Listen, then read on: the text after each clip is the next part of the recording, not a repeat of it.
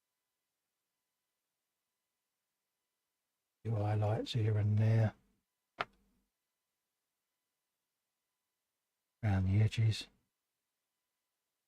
The spiky thing on the end of the tail was nature's earliest attempt at a Prince Albert. Yeah. Yeah. Absolutely. Yeah. Mother Nature has some strange evolutionary ideas at times, doesn't it? But no, Edward, hopefully you'll be pleased with how it comes out. I've just got this idea in my head of the direction I want to go with it. It's not going to be a quick build. I'm going to video it over many, many months just to, you know, put a maximum effort into it because it deserves it, because it was such a wonderful, wonderful gesture. The least I can do is treat it with the utmost respect. I look forward to starting to film that one, mate. I'll have a nice dedication in there for you, because why not?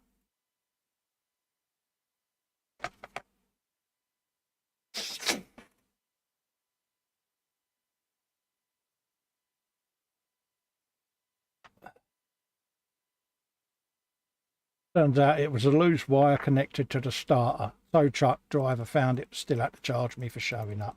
Yeah, there's normal call-out charge. Took an $80 hit because the van wouldn't start and had to call a tow truck. Yeah. Absolutely, mate. They say when you're down on your luck. Yeah. Yeah, no, me and my missus go through that quite often, mate. You know, because we're down a wage where I'm concerned, because obviously I had to medically retire. And because the wife works, you know, we don't get any sort of benefit. So, yeah, I'll get a tiny little PIP payment and that's it. So we're down my wage. And if it wasn't for the patron support that I get with you guys and girls, I wouldn't be able to sit here and do this, because I wouldn't be able to finance it. It's that simple, you know, because, you know, I've still got a mortgage. Money don't grow on trees. If it did, oh, yeah. But Hello. hello. Hello. I'm back now. So, yeah. She all right? Yeah, she's gone to bed now. Oh, bless her. The spiky thing on the end of a Stegosaurus's tail was evolution having a laugh, says Paul Lewis. I don't know, probably a good defence for the Stegosaurus. Oh, bloody hell, yeah. Imagine how much that would have hurt, getting clubbed with that. Yeah. Candygram says it's called a Thagomizer. Best name ever. Yep, he knows that as well. Yes, so it's like given a silly name in a comic strip, and the paleontologist decided, you know what, that's what we're going to call it. Absolutely, why not? Yeah. Paul Di Tommaso is in, says, good evening, everyone. Hello, Took Paul. an $80 hit today because the van wouldn't start and I had to call a tow truck. We can't afford to take hits like that. No. Yeah. Horrible when things like that happen. Absolutely. Panzer Cat says the spiky thing on the end of the tail was nature's earliest attempt at a Prince Albert. Ew. It's at the wrong end. Paul says, turns out it was a loose wire connected to the starter. Tow truck driver found it, but still had to charge me for showing up. Yeah. No worries, take your time, Colin. Yeah, no, he's on about the squiggle. Oh, and you also have the possibility of scanning Fox's head and tail. Yeah. Wait, my tail? What? He's on about squiggle, how to 3D render the squig-off tail. I'm going to say, not scanning my tail. It'd be far too large. Yeah. Hey. Rabbit says, girlfriend and I tried all the varieties of Portillo's hot dogs when we last were in Chicago. Having sliced tomatoes and a big pickle on one was different and delicious. Oh, nice. Sounds nice. I like the kind of pickles you get on, like dill pickles, as the Americans would call them. I really like dill pickles. They're just like, again, if you go to the Polish section in your local supermarket in the UK, some of like, or it's either labelled as Polish or just European, but yeah, you get these like 25-litre jars of just pickles. Oh, nice. It's just a jar full of pickles that big. And they're always sweet, and it's just really nice. You can sit there and eat loads of them, and then, of course, all your kidneys fail. But Yeah. it's worth it. Yeah, there is a downside, he says. Yeah, But it's always a downside. yeah, I'm gonna those have to scrape kidneys that you didn't want anymore. Yeah. Yeah, I'm going to have to de-rivet some of these. Oh. Because they've done that thing of putting a rivet on the mould line. And God damn it, Games Workshop. Yeah, you think they'd learn by now, wouldn't you? Well, yeah. It's like, could you not have printed this instead of putting the weapon? It's like the gun's there and they've put the mould line there. So why didn't they just do it that way? Yeah. Would have made sense, wouldn't it? Yeah, well, hey. Well, yeah, that's why then.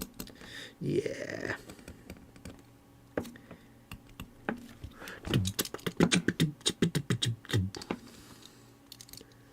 So what's your next plan then? Your next planned build? Don't know. I want to get that night done. Need to get that night as soon as I finish that night. I don't want to start anything else until I've done that Imperial Kinnegit. Once that's been done, I don't know. I need to do some filming, properly filming stuff. I probably film something that shows how I did all the painting on things on those Bane blades and stuff. Yeah.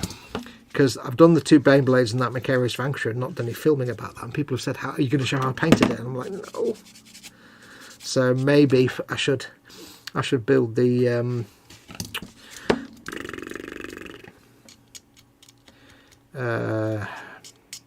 what's it called? Basilisk. Which is the big, basically it's the Forge World Death Core, what do you call it? Basically a big ass gun. It's like a big stug. It's just a massive fixed gun on a tank, basically. Yeah. That'd be good. Because it's part plastic build, but it's just basically a big box. Well, I get you back into it as well, isn't it? Because like you say, it's you know, you've not been able to get back into your filming because of real life, and I know it's bugging you because we speak quite openly about it, don't we? And well, it's bugging me because it's, you know, I'm not getting content on the channel. It's terrible. Yeah. You know, people are paying me, patrons are paying me, and I'm giving them nothing. It's not good. But it's, of course, it's got like 5 deathcore dudes with it, and it's quite slow painting those dudes. And I'm not sure if I'll be able to film painting figures. That's the tricky bit, you see. I'm not quite sure about that yet. Because I have to get really close. Yeah, it's one of them. It doesn't always translate, does it? Because, like you say, you've got your optivisor of seeing this, and your camera angle, you just can't get in the right spot where you can see and you can present. So. Well, I think I'll be all right with the camera. Put the camera on the left-hand side. Yeah. Because I only need to show painting a small part. Yeah, a bit like where I've got mine then, where you can see what you're doing. Yeah. Yeah, like I might be like, right, now we're going to paint the arm. So I'm going to get my brush, I'm going to start painting the arm. And all I need to do is for like 30 seconds, get the brush on the bit that's easy to see. And then as soon as I finish that bit, stop the filming and go in with my visor and going really close. Sort of a bit like what Duncan does, isn't it? Where, like, say, we're going to paint this red. When we come back, we'll then do this. And he comes back and it's all painted red. Yeah, because you'll just do like 3 or 4 seconds of painting it. Because, I mean, if I'm looking at this dude here now, if I had a brush in my hand, I could probably paint quite a lot of it. Yeah. With these lenses on me, because I can kind of see it. But it's like really fine stuff is more... Because then if the camera's over here, the autofocus on the iPhone 20 SE 2020 is like really fast, which is kind of handy. When I've tried to paint figures in the past, I've had the locked focus. Yeah. Which I've learned now. If I'd had autofocus off...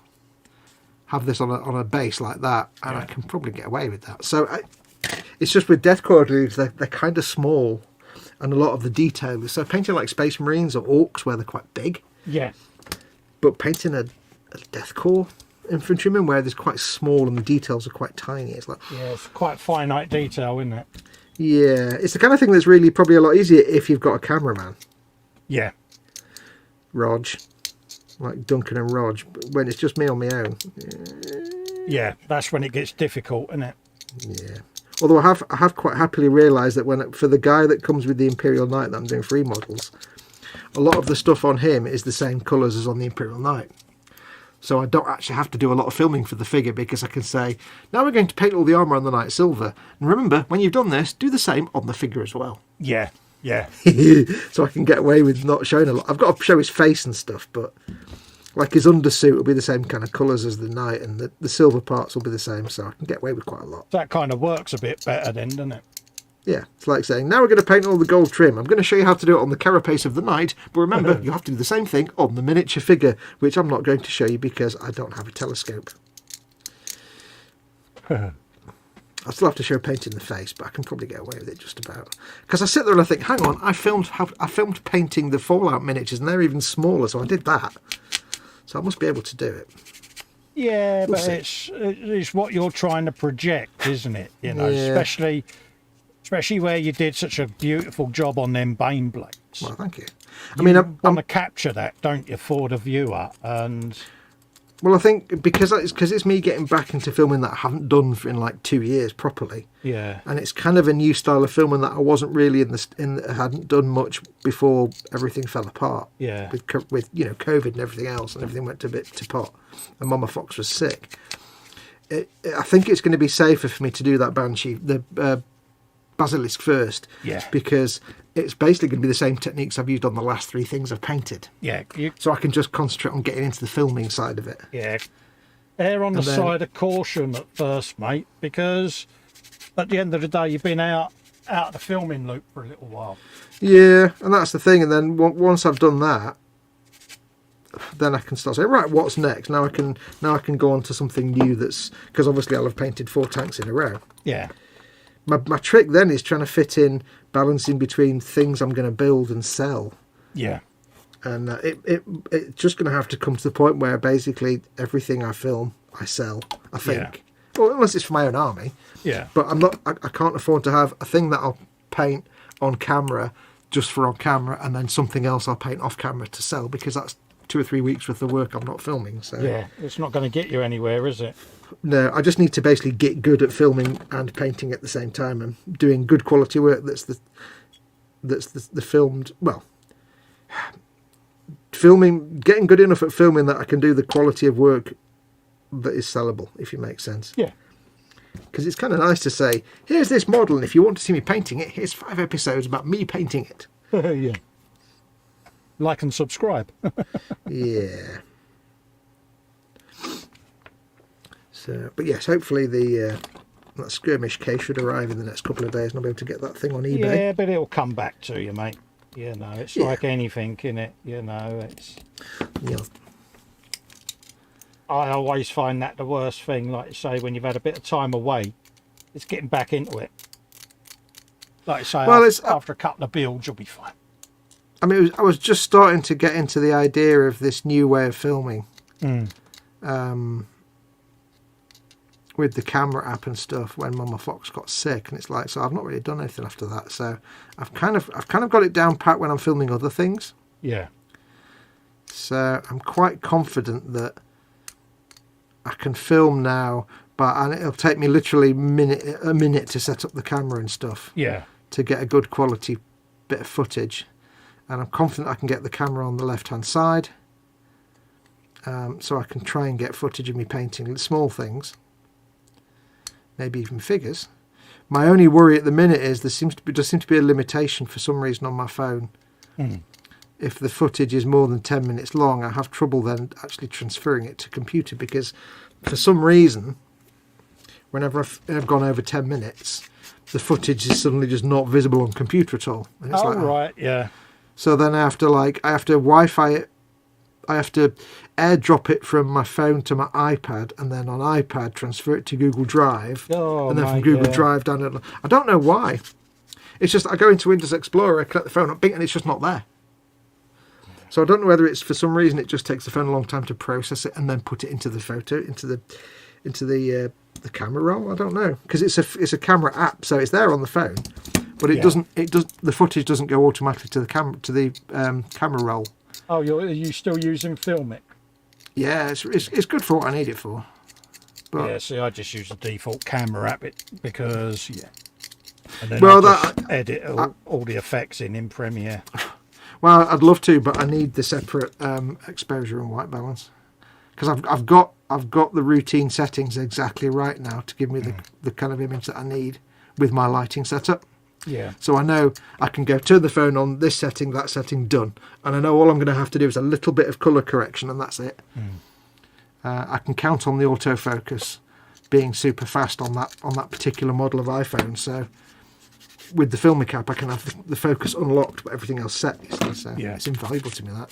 But yeah, it's like it saves it to its own role, and then you can transfer it to. Yeah, that's right. Yeah, I did have it for a little while, but I stopped using it because my phone kept overheating. Yeah, I don't know. It was weird the way it was doing that.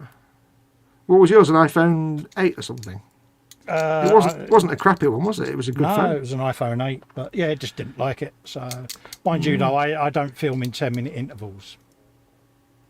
Oh no, I mean, if I film for like 15, 20, 25 minutes, my phone would explode. Yeah. Yeah. You know, it's no good for me because I film totally differently. Yeah, no. But, you know, things like white balance and that, I can filter all of that in Premiere Pro anyway. Yeah.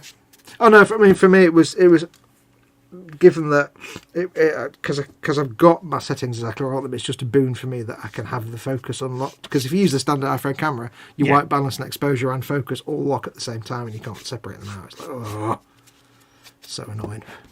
But for some reason, the autofocus is massively faster in Filmic than it is on the iPhone default. iPhone's annoying, Fox. Shock horror. No. Perish the thought. Ross is in, Scale Model Ninja. Hello, Ross. How you doing, Hey, Ross. I hope you're all right, mate. Yeah, it's just familiarity using my iPhone now to film on. Absolutely. I have no desire to learn new stuff. Why should I bother learning new stuff? It's just nonsense. Yeah, old dogs and new tricks.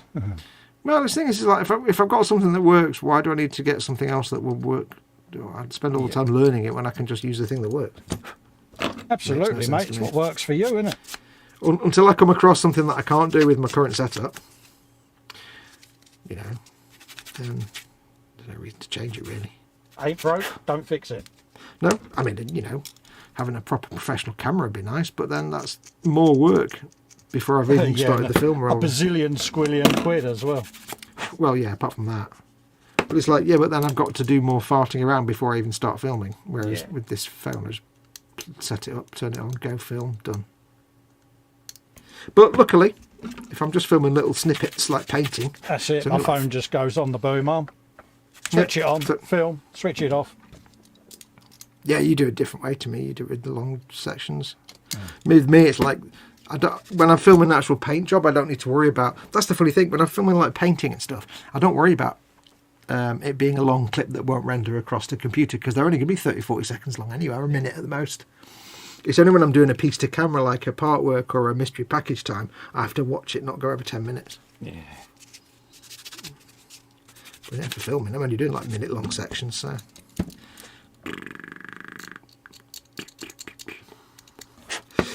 Oh, hello, for me, I just tend to leave it going because then, you know, I might only record once a week. But I know I could sit and build pretty much a motorcycle in a day. So well, I can do 2 or 3 episodes, you know. So yeah, but you've got specific reasons why that's a better way for you to film. Yeah. So I used to just put the camera on and talk to camera and do stuff in like 10 or 15-minute chunks, but I can't do that anymore because I can't sit and just spontaneously talk to camera and not have to redo it 15 times. Well, I've lost that ability. You know, I don't know when I'm going to get that spurt at the bench where I can sit and build without issues, so to speak. I don't want to know about you spurting at the bench, thank you very much. So that's why I film that way. Yeah, I'd love to film a different way, but it's like anything. If it ain't broke, don't fix it. It works for me. It works for you. It works with my circumstances, should we say. Yeah. Challenges. Yeah, there you go, challenges. Requirements. Works with your particular foibles. Yeah. So for me, it's like, if it works, it works. Yeah. If it don't work, find a different way. Exactly.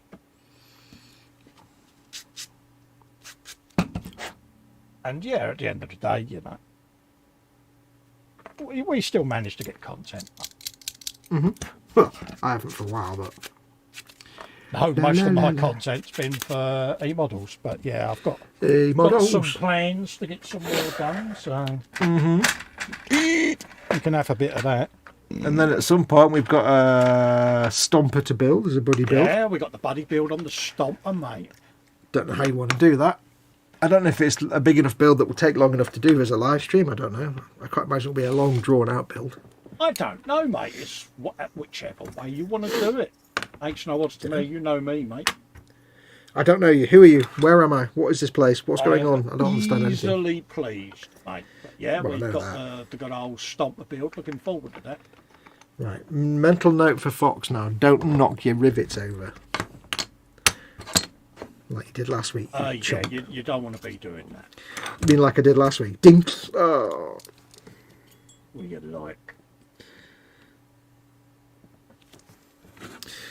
I'm riveting. That's what I'm like. See what I did there? I did. I am Did impressed. you see that? But yeah, we got the big old ork stomper. Looking forward to that. Oh yeah. I don't think the build will be particularly long drawn out, but I think the paint job we can take our time with that. I'd be happy to paint that on live streams if for a bit of streams. Yeah, make a start when you're ready, mate. You know me. Because it's all just Buildy, and then painty, isn't it? Well, the beauty of that is it's not some intricate little delicate figure that you can't really paint on a live stream because you've got to be close up to it. It's a dirty, great big thing you can paint with a dead cat. Yeah, you can pretty much shake the pot and throw it at it, can't you? Yeah, and where there is weathering and chipping and stuff, it's the kind of stuff you'll be able to do on a live stream. So yeah, no worries, mate. Start that when. But it's up to you.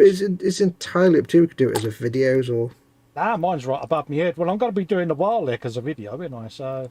Yeah, and I can always get another stomper if I wanted to. Yeah. So. We've got the Lehman Russes to do. Absolutely. Loads of content, mate. Educating Festa. Educating Festa, yes. What would you want to do? Do you want to do the Lehman Russes and then the Stomper? How long? What's the quickest one? The Russ, isn't it? I think the Russ would be. I think the Russ would be a good one for your learning stuff. Okay. Rather than maybe you do the Russ first because then it's learning.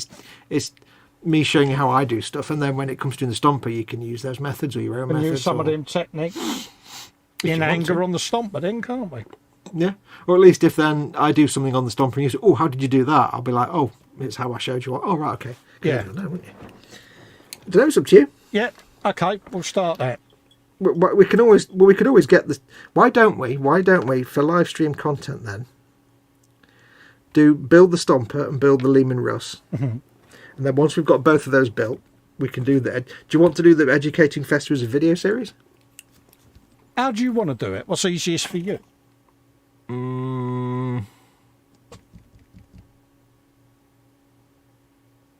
I don't know how we'd film a video series of Educating Festa.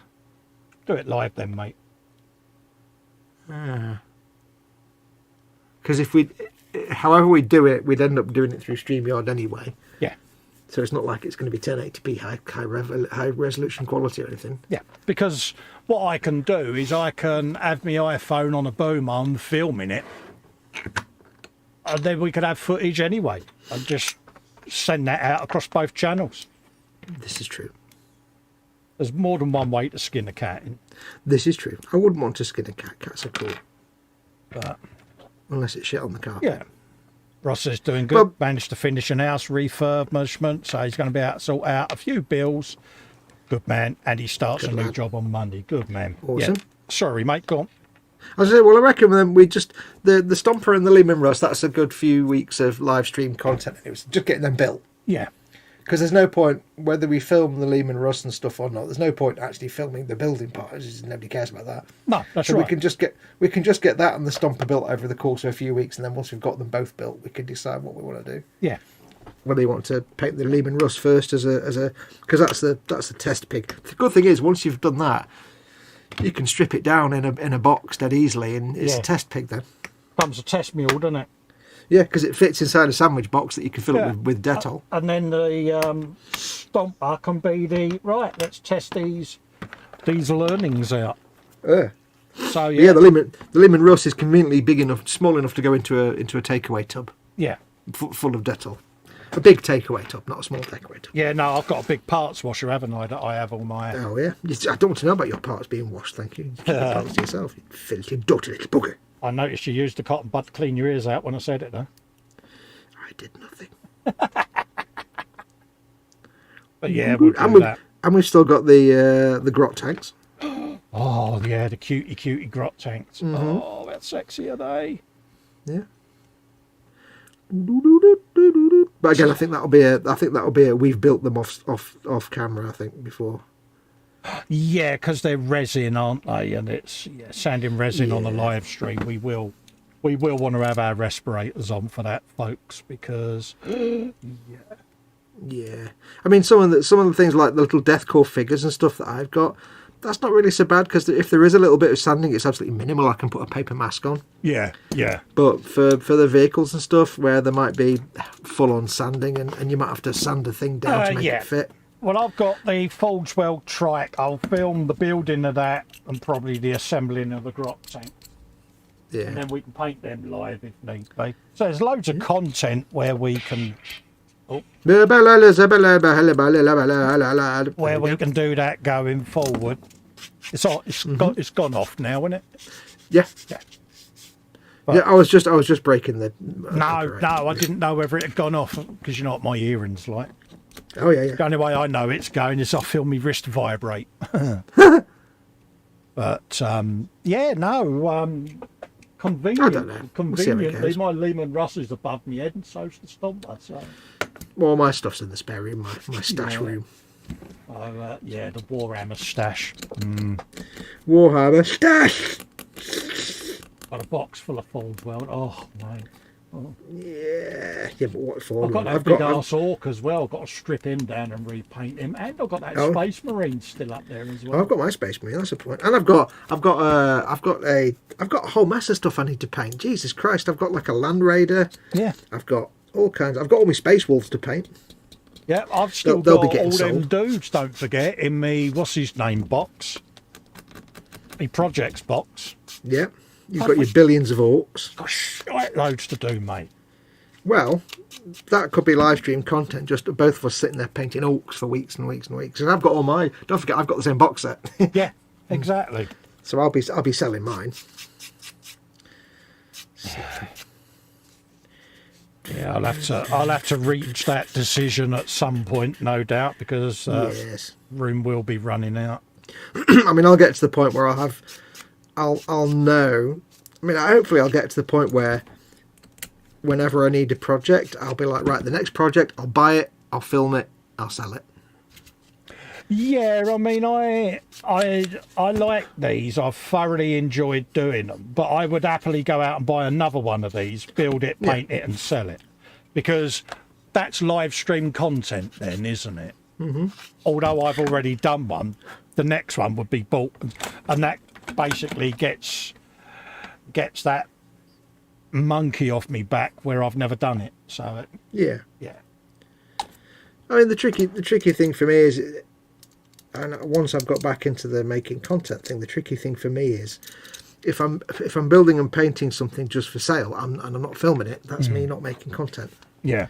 So it's not ideal. It's a bit of a pain sometimes, but hey, got to make money. Absolutely, mate. And this is where a lot of it comes into it, isn't it? I mean, I got that Space Wolves Combat Patrol because I really thought, but I think realistically, I'm not going to get around to playing the damn game. Let's be honest. No. I think they'll just end up getting sold. I've got all my Imperial Guard, millions of Imperial Guard dudes. Yeah, I have to get around to painting them at some point. So that could be live stream content because it's only Imperial Guard. They're not hard to paint. Yeah. So I think I've long dumped the idea of making a Principality of Xeon army. Oh, really? Just long died to death. I'll just go for something straightforward. Yeah, I mean, for me, I love the vehicles. I'm getting more into it. And it's stuff for live streaming, isn't it? At the end of the day, dudes will come in handy because I've got to have dudes for this and for other bits and bobs. So, it'd be really funny if like 2 or 3 years from now, you're sitting there making exclusively Imperial Guard and I'm just making orcs. Somehow it's all switched around. Yeah, that would be funny. Like, hang on a minute, how did this happen? Yeah, how did we get to this How bit? comes I'm sitting here building Deathcore of Krieg? What's happened there? Yeah, you're building Krieg and I'm building Nancy Eldar or something. Yeah, they'd be like, how's this happened, Fox? You've got so Why many am I building, questions to ask. Why am I building space fairies? What the hell? No. Yeah, when did this become a thing? I suddenly realised as well, you know, when I was in the spare room the day looking for something, and I'd completely forgotten that Wendy Hickson, bless her. Yeah. I think it was Wendy Hickson when she sent me that little resin cat dude. Yeah. And all the other filing stuff. She sent me a load of Fallout Wasteland Warfare figures that I'd forgotten all about. Yeah. Little resin miniatures, you know, Modifius ones. Yeah, I got some resin dudes from Wendy. Yeah. Got the what's his name, resin trike as well. Mm-hmm. To do. Well, I got like I got the Lone Wanderer or the Vault, you know, the Nate, the main character from Fallout 4. Yeah. A dog meat and somebody else. Yeah. And then one of them is a super mutant in power armor. Oh right. It's a specific name, super mutant, and another one is the main character in power armor and dog meat again. Yeah. You'll know about all these when you actually get around to playing the game. Dog meat! La la la la la la la la la. Where are we up to? Let's have a look at chat. Yeah, it's going to happen. I will start streaming, honest. You said tell out to Ross, didn't you? Yes, I did, mate. Panzer Cat. Okay, folks, time for me to head back. Take care all and see some of you in chat over the weekend. Yeah, there you go, Panzer. Take care, buddy. Probably already gone by now. Rabbit says, if it ain't broke, mod the crap out of it till it stops working. Wait, that's not what normal people do. Ross says, doing good, thanks, Colin. Managed to finish the house refurbishment at last, so finally going to be able to sort out a few bills at last. On top of it, to top it off, I start a new job on Monday. Squishy King says, belly, pork roll, cheese on the hard roll, bench. I'll start again. Belly, pork roll, cheese on a hard roll.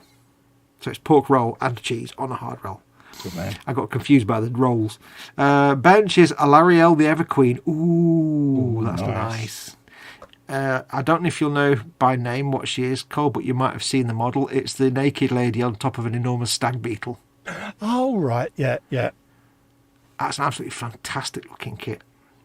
On top of the back of a giant stag beetle. Beautiful. I'm looking forward to seeing you painting that, Edward. Bench Alarielle the Everqueen out of the cabinet and sprayed with Mr. Hobby levelling thinner to fix the crappy rough primer coating, and it worked. Oh, Bourbon drink. Good man. Edward says, wait until you sand those squiggle feet. Yeah, I was looking. Why? What's wrong? I've not looked at mine. What's going on with them? Yeah, there's. I know on mine. Looks like it's got a block. It looks like it's got a blocker boot on. Blocker boots. Yeah. Oh, what? Just the moulding gate? Yeah, it's a big thick sole on there.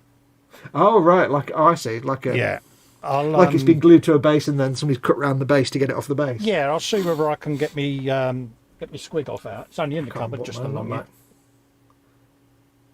Don't be falling over. No, it's all right, mate. There's only 2 cupboards away. I've just got to pop my headphones off. Okay. I still have most of my Mortal Realms series to build, and the Imperium one's too lol, says Ross. Thank you, Edward. Also says Ross. I'm going to have a swig of water. Oh, life-affirming water. Ooh, yes. Right, are these guns clean? Yes, I don't remember my squiggle feet looking particularly egregious, but I could be wrong. It's been a while since I've actually looked at them. That gun is looking a lot cleaner. I've de-lined it. I put a rivet back on it because I sanded the rivets off. Sorry, little rivets. I like doing rivets. I'll have to ask Wendy very nicely again when I run out of rivets to make me more rivets. She made me some very nice rivets. Thank you, Wendy. See, I'd get myself the rivet making tool, but it's like 100 odd quid. It's massively expensive. I can hear rustling.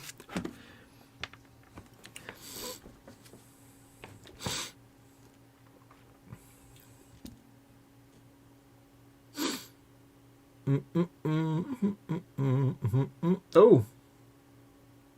Oh, yeah, I didn't have them. Oh, dear. Yes, I guess yours must be a newer mould than mine. Yours has got... yeah. I'm going to guess... Let's wait till he's got his headphones on again. Spider Pig!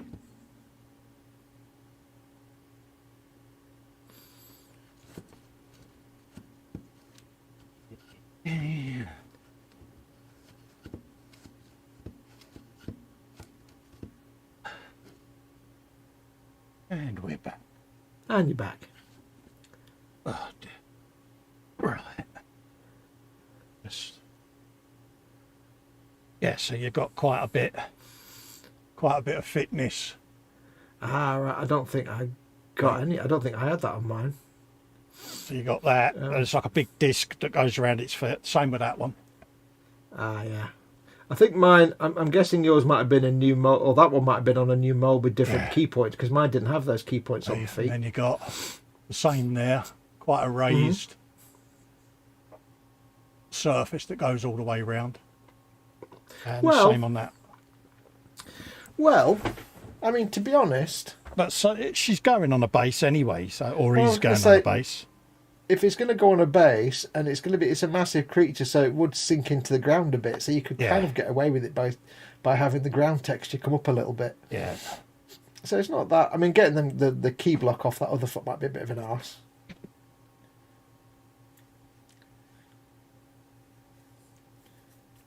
Yeah, it might be. Like I say, it might be a newer mould than mine, because mine had different key points, I think. Got the first part of a neck.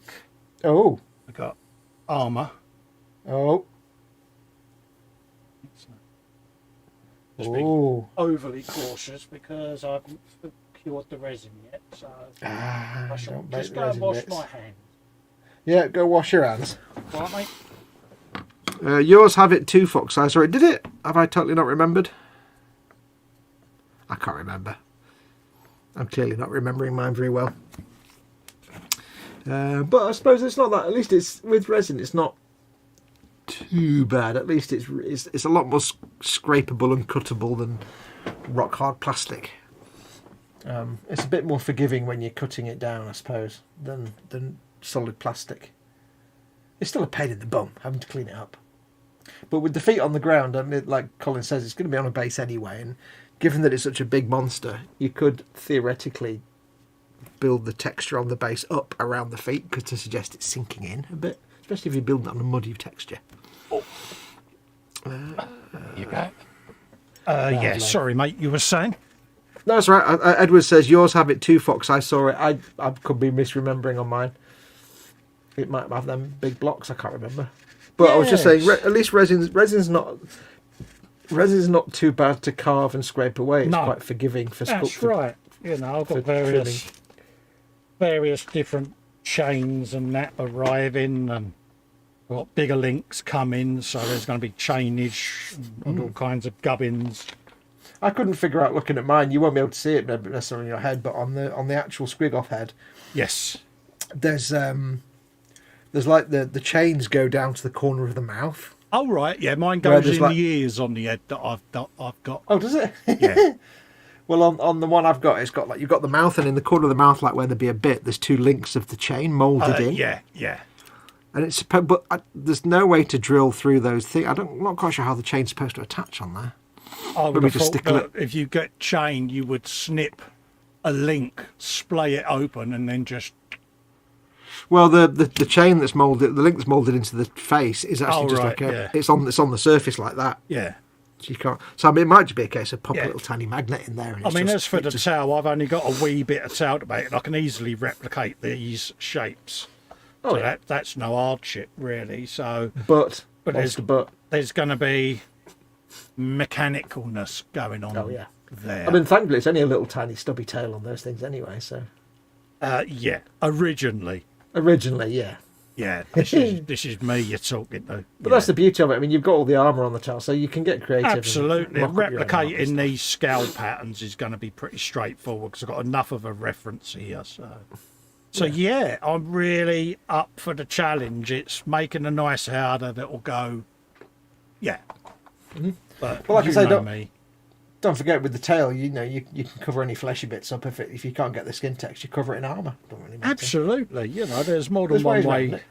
More than one way to achieve it. But yeah, I shall get the measurement and start getting a realistic size. Yeah, you know what's going to happen, don't you? It's going to be. I know. Oh yeah. Yeah. I can see you having all kinds of like reinforcing poles going through the body just to hold the thing on. Yeah, there's going to be bits protruding from it, and maybe the odd turret from a Bane blade. I might be ordering a couple of Bane blade sprues. You're basically going to put an entire Bane blade hull on there, aren't you? There's going to be some kind of mechanical. Oh. Do you know something? You should have a couple of spare Baneblade hulls in the actual Baneblade, because there's a couple of alternative hull tops, weren't there? No, they're all Like on there, mate.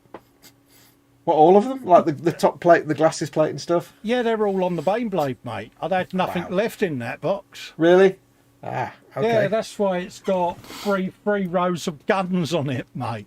Oh, dear Lord. Ross says, that's me off to bed. Tablets are kicking in. Night all. No Take care, worries, Ross. But yeah, it's going to be one hell of an interesting little project, this. Like I say, I dug it out the other night and had it just sat on the bench in front of me. And it's like, I just started doing stuff in the CAD program and it was like, yeah. So brilliant. Starts to speak to you. The funny thing is, when you have one in front of you, Yes. right, you and I now have both, and I will know this, when you have the gargantuan squiggoth in front of you, it looks big, but it doesn't look that big. Yeah. But when you see it on, like when you had it on your thing there, when I'm looking at it on your bench on a telly screen, Yeah. it looks like the size of a house. I know, it's massive, isn't it? But when it's in front of you, it's only like that big. Yeah. You're like, okay, it's not that big. I mean, I've already allotted it a space on the shelf. And it's like, yeah, I will have it where it's pretty much going to fill that area. Have you cut the hole in the shelf above to make so it can? The shelf will be getting lowered, yeah. Yeah, but have you still cut a hole in the shelf above so it can go up through that shelf? Well, I don't know. You saw. It's all right, I can turn my camera around now. You saw the height of the Baneblade shelf, didn't you? Yeah. I mean, look, I've had to extend the shelf. Look how much higher it is than the one next to it. Oh over God, there. yeah. And it's like, yeah, because obviously It's handy that the Baneblade is almost exactly the same height as the Wildleg, isn't it? yeah, they're looking rather sexy in there, aren't they? Oh yeah. Yeah, obviously the Valkyrie will move when the squig-off goes in, so the Valkyrie will go down with the X-Wing down the bottom there, but yeah. I could be wrong, but that shelf alone is about 15,000 points. I'm pretty sure you couldn't play those three things in one game without having like a budget of 20,000 points per player. Mate? It's a bit full, but yeah, that was what I was meaning about the Baneblade. There's one hole, then above it you got the next one, and then above it you got the turret. So it would be interesting to see, to get one of those apps where you can like build your forces, or just to get a thing and just go through what's on your Beyblade and figure out how many points. Well, Max McGinn was going to challenge himself to work out how many points the Baneblade had. You'd have to send him pictures with every single weapon on it. Yeah, you know, and I said to him I could just imagine. But, I reckon it's probably about 1,500 points, maybe 2,000 points. It's probably an entire one of army's them, worth of though, points. isn't it? I mean, it's like the battle wagon. You know, they're just different, aren't they? And that's what I like about this Warhammer stuff. Is it's nonsense. That's what it lets me. It lets me get a bit carried away, but within an area where you can't necessarily get rivet counted for getting carried away, can you? Because it's Ork. It lets you go into Richard Castle mode and just be a child. Well, yeah, because you kept on at me saying it's so you would love it, and I kept going, it's Warhammer. All I thought Warhammer was 20mm dudes and people throwing dice on the table, and I'm like, it's not anything that appeals to me. And then you went, here's some vehicle examples, and you sent me through some screenshots, didn't you? I done everything. straight away I was like, oh, actually, I could get and then I looked at it and thought, okay, can I add bits to that? And you was like, you do what you like with it. That was it. Yeah. You know, and I got Edward Leonard says to both of us, just as a word of caution here, you have to clean out all those chains on the body armour that connects them together because they're all clogged up. Yeah, I noticed that. Yeah, you got. I was looking at that and I was thinking, do I have to do that? Can I get away with not doing it? What did you do them with, Edward? I was leaning towards a very low-speed Dremel bit or an engraving bit. You know, yeah, like because it's not like you can drill a hole. Because yeah, and I was going to sort of use that to almost use the engraver to engrave them, but no, I was looking at the Warlek the other day. I had it on the bench here. Excuse me, and I was like, yeah, I think I'll put that back now because, yeah. Did you get the yips? Well, it's like the Bane blade, isn't it? It's where's that point that you pick to make a start? Yeah. You know, it is, isn't it? It's like painting the Mona Lisa. He had to start somewhere, didn't he? But yeah. I think that kind of model is the kind of one where you just start with, you break the process down into steps rather than actual locations. You said, I'm just going to start with the base coat. And yeah, it's going to be the same with both of them. It's just going to be base them and work my way up. But again, that's another one. Every time I look at it, I see something that I hadn't noticed before. And yeah. I must admit, though, with the chains on the squiggle, I had looked at them and thought, I can just paint that out. I don't know if I will actually go to all the trouble of drilling them out. I should do, but I don't know if I will. I don't know. Yeah, I shall. Because there's a lot of chains. I shall look at the chains when I've built my elder. Yeah. Because they are kind of moulded on, and it's like, it would be good if they looked like they were actual circular chains, not with all them. I don't know. He said used a hobby blade, a ceramic scraper, files and sanders. Oh right, yeah, because I've got some of those metal conical engraving tips for the Dremel, and I wondered whether they would be too aggressive. Well, I mean, it's weird. It's doing that because there's somewhere the chain link is like that. You've got the skin there, and the chain's like that. Yeah, and it's just drilling out the hole in the middle. That's fine. But it's when it's like that on the surface. Yeah, and you've got to clean out that to make it look like it's actually not. Well, I've got loads of different thickness chains and diameter chain leaks, and a part of me was wondering whether just to remove the resin chain, I'd replace it with real chain. What, the chain on all the armour and stuff? Yeah. It could do. It's going to be just as easy.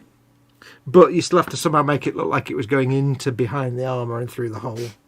Yeah, it's easy enough. Yeah, you could drill a little hole and break the link. Yeah, and you just would break the link, thread it through, solder it back together, burnish it, job done. Wait, what? Soldering? What? I don't understand that word. You're bad. Why? What do you mean I'm bad? Why would I have ever had to need to? Well, that wasn't even a real sentence. Why would I have any reason to have ever used a soldering iron ever? Yeah, it's just the bigger square-looking chain. Yeah. Let's have a look. I think I know what you're on about. It's all the chains that go between the plates on the armour, especially on the sides. It's easier if I keep it on the bench for a little bit. Yeah. Ouch. Like you see the stuff going down the side there, yeah, and the stuff going down the belly. Yeah. Would you drill that out, or would you just paint that? I don't know if I'd drill it out or just paint it as, like, get a black wash in there so it looks. I don't know. Because some of it stands up sideways from the flesh, which is fine. Yeah, I can understand them ones, the ones that lay flat. Yeah, that's more. Would you just get a Dremel with a round bit on the end and just smooth it? Yeah, and just get as much of it as you can. But yeah, oh yeah, so he means about square links as well here. Let's have a look. Let's have a look at it. Look. So these square links there. Oh yeah. See them? Yeah, I haven't seen those. Let's get my hand off. I must admit, I've not looked in massive detail at mine that much. There. Oh, that's down a bit. There we go. There. Yeah, it's like you've got the bar and then Is that like a thin bit of flash in the middle that you can just pop out with a blade there, or is it like a real thick? It's quite thick. We'll properly gently run the blade along there bit by bit. and scrape it back. But yeah, I could definitely see what you mean, Edward. All of them have got it on there. He's even got it around by his arse, and he see there. There's a tiny little hole there, so you can use that as a start. My enthusiasm is waning for the squig off. Oh, don't be such a girl. I see this as one hell of a challenge. To start the hole off, and is there any such tool where it's like that? So you've got that link there with this bit of flash in the middle, and it's a tool that just goes tink like that, and you could cut the middle out. Oh mate, yeah, if you had a nibbler, it'd be brilliant, wouldn't it? But like a long nosed nibbler, so it'd be like literally like that, and then you can just get the knife in there and twist it around. Yeah, see, it's quite strong. Oh no, look, the knife does go through it. Oh, is it just like flash then? That's not so bad. If it's just thin flash, that's fine. Yeah, because on the knife's actual down cold because you'll start working on the squig off. On the he's steady now. Yeah, on the howdah you've got all the little doors on the howdah. They're just full of flash because they've got like a membrane. But that's just carving it away. If it's thin flash, that's not so bad.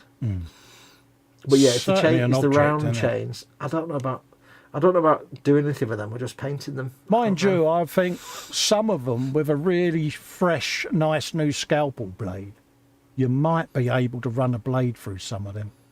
Just to give them a bit of a depression. I'll have a go and I'll feed it back to you, mate. I mean, I've not got mine in front of me, so I can't. I'd have to have it in front of me to know. But no, she's going to get unpacked during the week once I've cured all the stuff I'm 3D printing. And then I shall make a space for it on the shelf and I shall mock her up. Yeah. And then just sit and stare at her and go, does that work? Does this work? Does that work? And I suppose the other thing, of course, if you've got any bits that are particularly egregious that you really can't be fussed trying to clean up, with an animal that big, there's nothing to say they wouldn't have like materials hanging down off it, like exactly.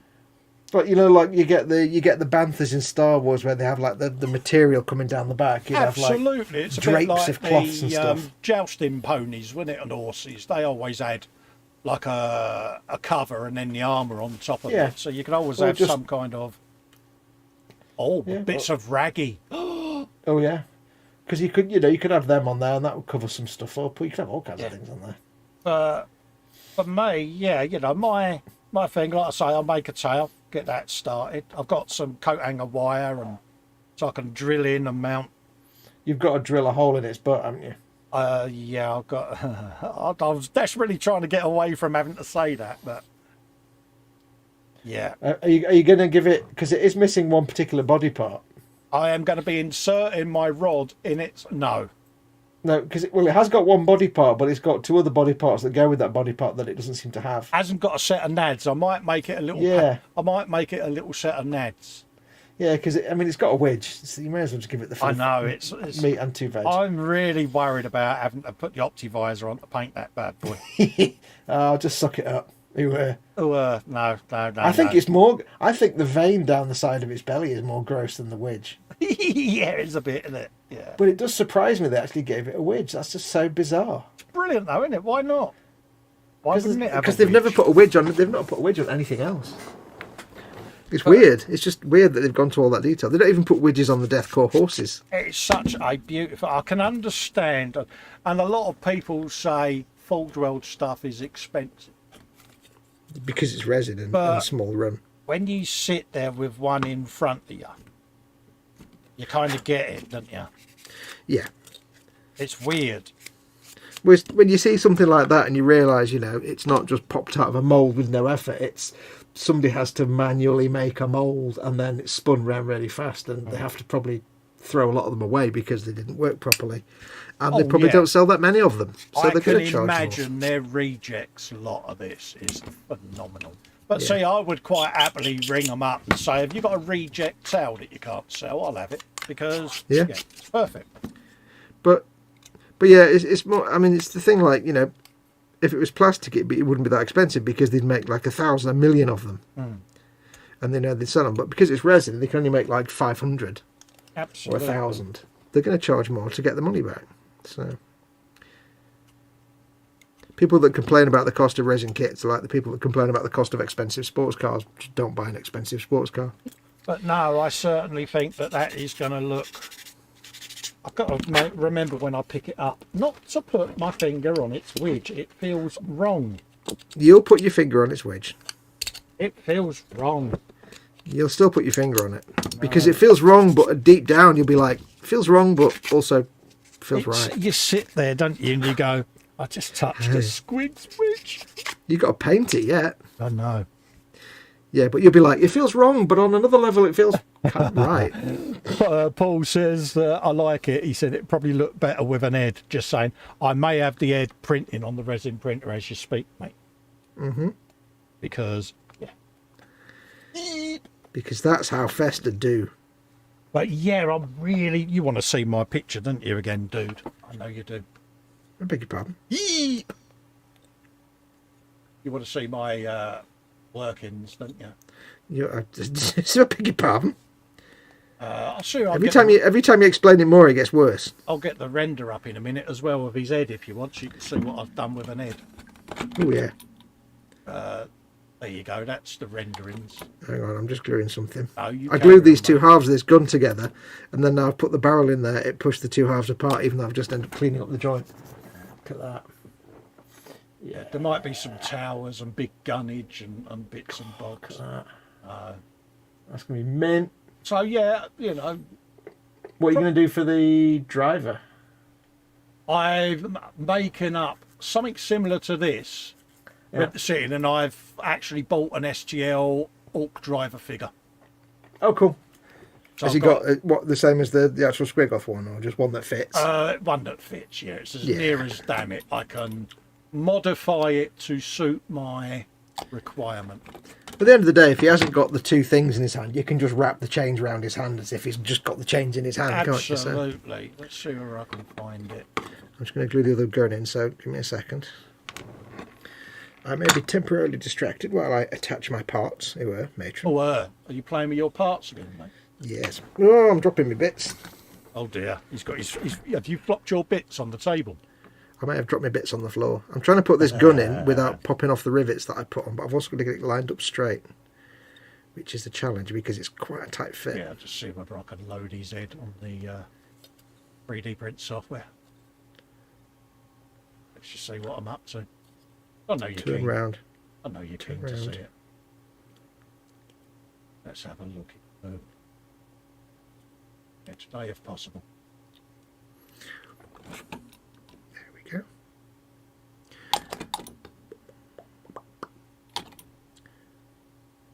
Extra extraneous guns attached. Yeah, I glued these two halves together, let them dry, sanded them, got them all nice and neat, put the gun in, and it pushed two halves apart. I'm like, oh, for crying out loud. Most annoying. Right, let's see whether that will share, because obviously I'm streaming as well, so I'm running a lot of resources. Don't break your computer, my Bob. I'm going to have to get the plastic card for this one out, aren't I? There you go. Oh, he's got the mouth closed. Cool. Yeah. So I like that. The chain's I see. Yeah, there. he's got the thing on the corner of his jawbone. I like that. And then obviously I've got the thicker neck on the armour. Where's his eye? His eye is going to be there. See it? Oh, I got it. Oh, that's fantastic. It's, I like the way it looks, kind of like happy. Yeah. Even though it's got his mouth shut. Yeah. So yeah. Yeah, you see, you've got actual chain loop there, which is handy for your chain. But on mine, imagine that, but it's moulded into the side. And of course, of the face, obviously, he's got an ear full of rings, and so it's. It looks good, man. That's what I'm going with for it. It gives me a nice load of different orns to do, and I'm wondering whether to fabricate some kind of metal armour plate or whether just leave it as is. I think leave it. Because it does look rather sexy like that, doesn't it? What does the red bit on the front mean? That means that it's too big for the build plate because I haven't spun it around. Oh, so it'll be like three-part. It'll be a three-part print. Yeah, you would basically do that. Oh, I see. Look at that. Good than that. That's awesome. I just scale it to fit. There you go. That will let you see without the red bits. Cool, wasn't it? That's awesome. And like I say, you've got enough scaly detail and cracks in the in the awns and that. So That's as Yeah, near your as res- damn your res- it. It's an Your resin alternate. printer will print out quite nicely. So Yeah, it's an alternate squig head. yeah, I would. I can't remember if the actual head has any armor on it. Exactly. I don't think it does. Because the squigs I've got, the smaller ones have that chin armour strap. But I thought with all of these ongs, why cover them up? Nah, that'd ruin it. I mean, maybe a plate or something on his forehead, but just behind all the horns. But I don't think the other one that would just cover up the joint. Yeah, almost like an head dress plate. But don't forget, I've got that armour that comes down over his neck, and see this recess. It ends just in that recess. Oh right, okay. Oh, that's right. That armour. So, but yeah, that's the head basically, mate. Just after that armour, then have a little platform with a grot stud on it. Yeah, but it's just got that. Yeah, you want some. Yeah. Got teeth in her. Teeth. Gorgeous, that is. That's awesome. You like that, mate? I like that. There you go. It looks good with the mouth shut. I like that. What do you reckon, Edward?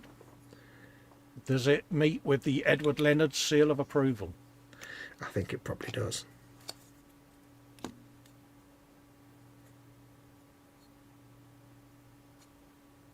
Yeah.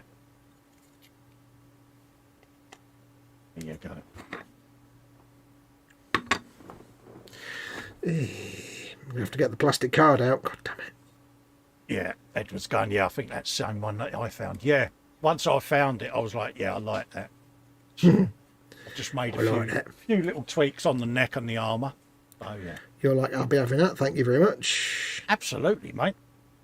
And it was for the right price. Free.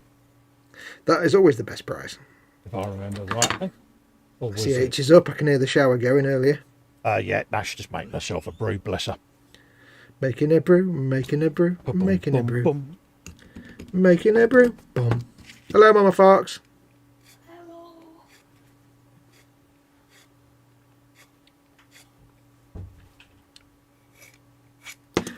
What are you doing?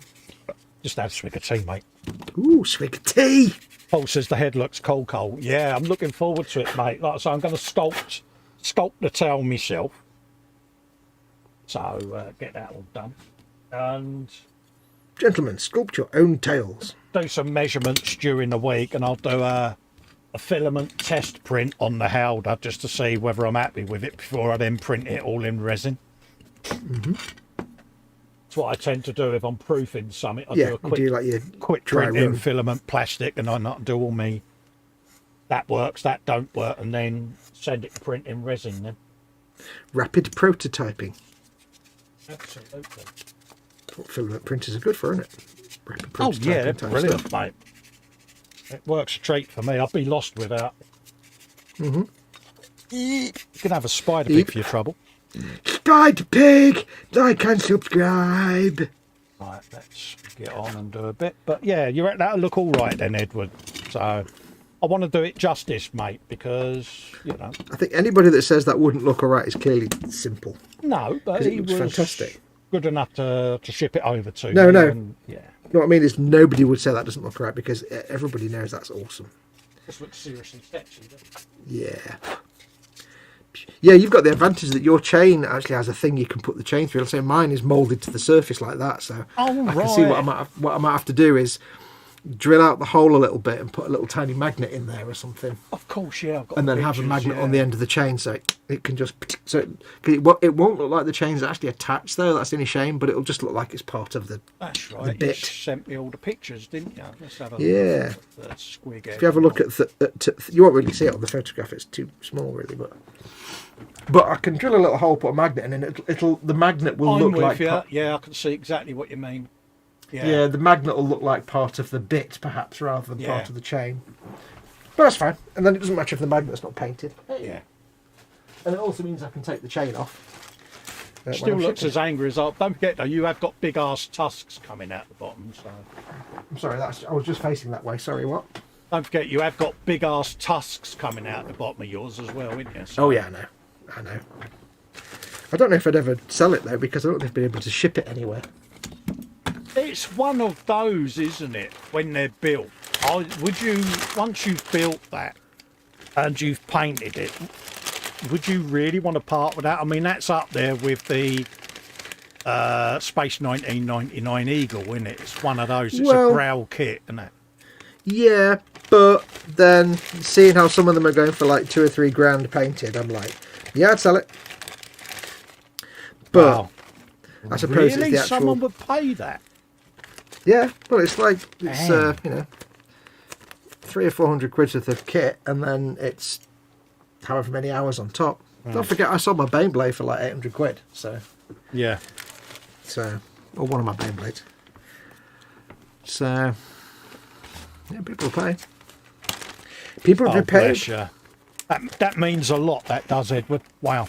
He says, yeah, he says, well, I sent it to you because I knew you would do it right. There you go. Yeah, it does mean a lot, mate, because as you all know, I do tend to not rate what I do very highly. So I knew Edwards was a good lad. It's not true what you said about him, Colin. He's a lovely lad. No, it's not Bye, often. Mama Fox. It's not often you're lost when someone does a gesture like that, but yeah, No, that is a hell of a gesture. certainly is. You're a gesture. I know I am. You're made of gestures. I try to be a gesture. Does it work well? I don't know. I'm glad you're wearing pants though tonight. Absolutely. What the hell was that? I don't know. It sounds like somebody closing a door. Oh yeah, it's me. I moved my chair around and it knocked me stream deck off. Sorry, I'm just cutting little tiny bits of plastic card off. It's time to cover up those mould lines, those gaps with plastic card, with Fox. Yeah. Because it's your Well, favourite thing, isn't it?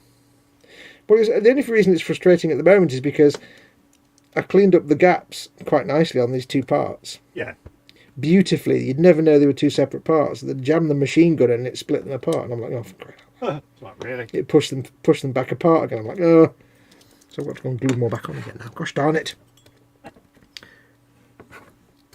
But if I make it symmetrical, it looks like it's meant to be there. So, except that's not going to ever get away with that anytime soon. Oh, that's pretty gnarly. That's pretty gnarly. It's gnarly of the prettiness, is it? It's the first race of the season. Watch out for those barriers. Then they slow you down. I only have to cover up the majority of the gap. I'd have to cover it up religiously. As long as it hides most of it and makes it like it's not there. If I can stop knocking. I can get away with it. I know nobody can see what I'm doing. Apologies. That's all right. Apologies if I'm away from the microphone a little bit. It's just I'm retrieving Stream Deck. Now H would say, is it vitally important that you get it off the floor right now? Yeah, because it's That's fine. It's not a cheap thing, is it? A Stream Deck. No, I know, but I mean, is it vital that you get it now while you're on the stream? Yeah, because it was straining all the wires on everything else, and right, okay. It will knock me That off makes air sense. otherwise, because it's only got to press the wrong button and it will kill the stream, won't it? Go in TED mode. Yeah. All resolved. Yeah. Yay. No cupboard, no undersides of cupboards were even touched. Oh, I've just got to Get back up again. yeah, I can do it. Okay, so I've not stopped worrying just yet then. I'm fine. Break, crack. No, Death. ignore the old man noises. That's just That's just you being an old man. yeah. It's me being an old man puckering so that as I stretch, I don't make any untoward garbage. It's a late night show. We want all the untoward parpage, I know. young man. If you don't mind. People only come along for the untoward parpage.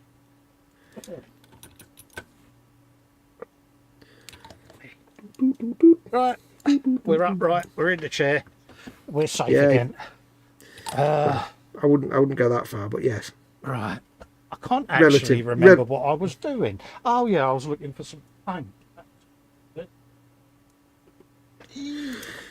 Well, I think I've got away with that a little bit. What happened there? Basically, I've covered up that little gap with some little bits of plastic card. Yeah. which once it's primed and painted will just look like a little panel on, and it's only on the inside of each wing, which is symmetrical because it was the same on both ones. So it's not on the outside, because the outside I seem to have got away with.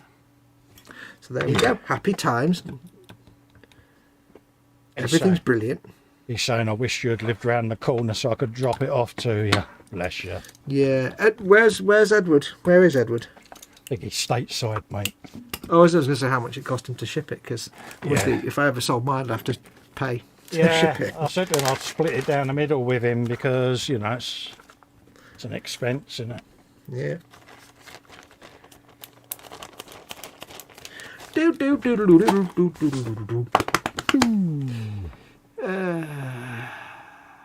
The head looks cool, Colin, says Paul Lewis. Poor Fox getting the plastic card out, says Edward Leonard. Yeah. I don't mind a little bit of plastic card shenanigans, because it's simple, and yet when it's finished it looks like it's really professional. And it looks like it was meant to be there, which is the objective, isn't it, mate? Dorcosaurus says, wow, really looking forward to seeing that. Candygram says, outstanding. Yeah, it's going to be a video series, that one, I think, because I think it warrants it. So I will endeavour to try to get that filmed and sorted as soon as I can, folks. Oh, Edward Leonard says, the big square looking chain, the little ones, forget about that. So he's not sat there drilling out all the individual chain links on the round chains. Yeah. Thank Christ for that, because I was getting worried if you're drilling out the chains, I'd have to drill out the chains. If Edward's doing it, I'd have to do it. You'd have to do it. Yeah, kind of going to do it anyway. Oh, I'm not. I'm far too lazy. Yeah, nah, just see it. I think the round chains will get away with you. They'll be dark enough with the wash. Yeah, part of me's tempted just to remove them and put actual real chain in there. So I'll see. Yeah. I'll see how I feel at the time. But you've got that urge to do that though, and I'm far too lazy. Yeah, I enjoy doing that sort of thing because it's just making it different, isn't it? How can I put this? Colin enjoys doing that sort of thing, and I'm Fox. That's all you need to know. It tells you everything you need to know. Yeah. What he really wanted to say is Colin enjoys that sort of thing because he's a bastard. No, you enjoy that sort of thing, and I enjoy that you enjoy that because it's fun to watch you do it. I still narrate to myself, that's the thing. I do it even when I'm sat here on my own. I'm chatting away. This does seem to be the correct thing to do. Of course, H wants to come in and check on me, and she'll go, are you online? I go, no. Who are you talking to? Talking to? She goes, do I need to ring that special man with that padded room again? Hello, I'm the special man. I've come to bring the special pills. Oh, wait, can I put this gun on there? Is it not going to fit with the other guns? Tragedy. And all the other ABBA songs. I can't put the belly gun on when the big belly gun is on. Oh, no. Das ist nicht richtig. Oh, no, it's all gone wrong. Arse magnetings. Oh, what are you going to do, Fox? I don't know. That bloke's a slag. That's just arse, isn't it? I could, I suppose, cut a chunk out of that, but it would ruin the delightful lines. Absolutely. Bum fluff and spangle butts. But no, we can have a good old conflab, Edward, about our squig off adventures, mate. Once we've all built them, but many thanks. He says, no worries. He says, I wanted you to have it, not to drag you into something stupid. Happy Christmas, birthday, and whatever for 10 years. He says, laugh out loud. Hey, mate, trust me. Yeah. Nobody needs to drag Colin to anything stupid anywhere. Me and Colin will get dragged into stupid stuff without any resistance. There's no dragging involved. We line each other up to take the fall at every opportunity and still end up taking the fall ourselves. It's like, never works as we intended it to, does it, mate? Yeah, absolutely. There's no dragging when it comes to stupid with me and Colin. I'm gonna try. Work, isn't it? Because we are as daft as a brush.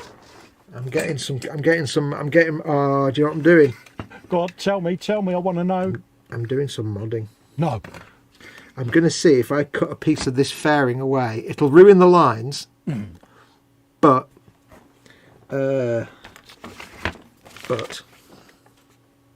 Big butt. You've got a How big does that butt. go? You're made of big butt. I am a big butt. You come from Big Butt, Arizona. I like being big butt. I like big butt, and I cannot lie. Unfortunately, that's the actual song lyric, so it's not actually that funny. Never mind, moving on. Oh dear. Okay, so I'm going to have to get creative now. I am so impressed with you, you know. It'd probably come out looking like absolute I mean, look at that. balls. He's got the Sharpie out and everything. I got the Sharpie out and everything. Oh, Oh, it's kind of Benny. there to Oh. there, kind of. Honestly, mate, I'm that tense. I nearly popped an olive. Tense. Tense and positively caravan. Oh dear. This may not even work, and it'll probably look like absolute balls, but it's worth a try. I'm Oh, not going to mate. use it anyway. I am just so proud of you, mate. Are you filling up? I am. I'm welling up. I am, mate. They grow up so quick. Up.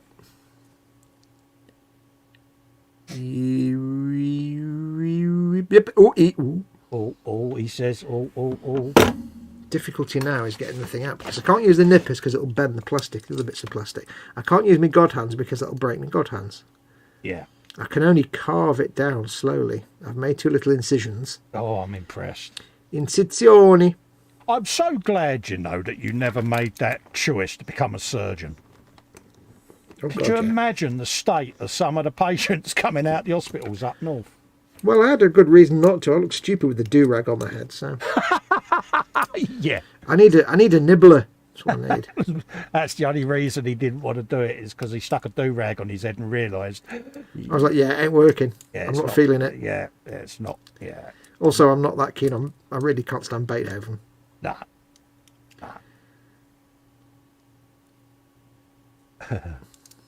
Do-rag. Look at you. I can just imagine you trying to be all gangster. Be like, Well, you always see the surgeons, don't you, on telly, and they've got like a do-rag around their head and they're listening yeah, to Mozart or something while they Yeah. do their surgical surgery stuff. their ballectomy or whatever. I don't know. Edward Lender says, "Be right back. He is listening." Shh. Let's not tell him that we can hear him. I can hear what he's doing. Don't forget to wash your hands afterwards. Oh, poor TK. He's never going to live that down, is he? Nope. So funny. Yeah.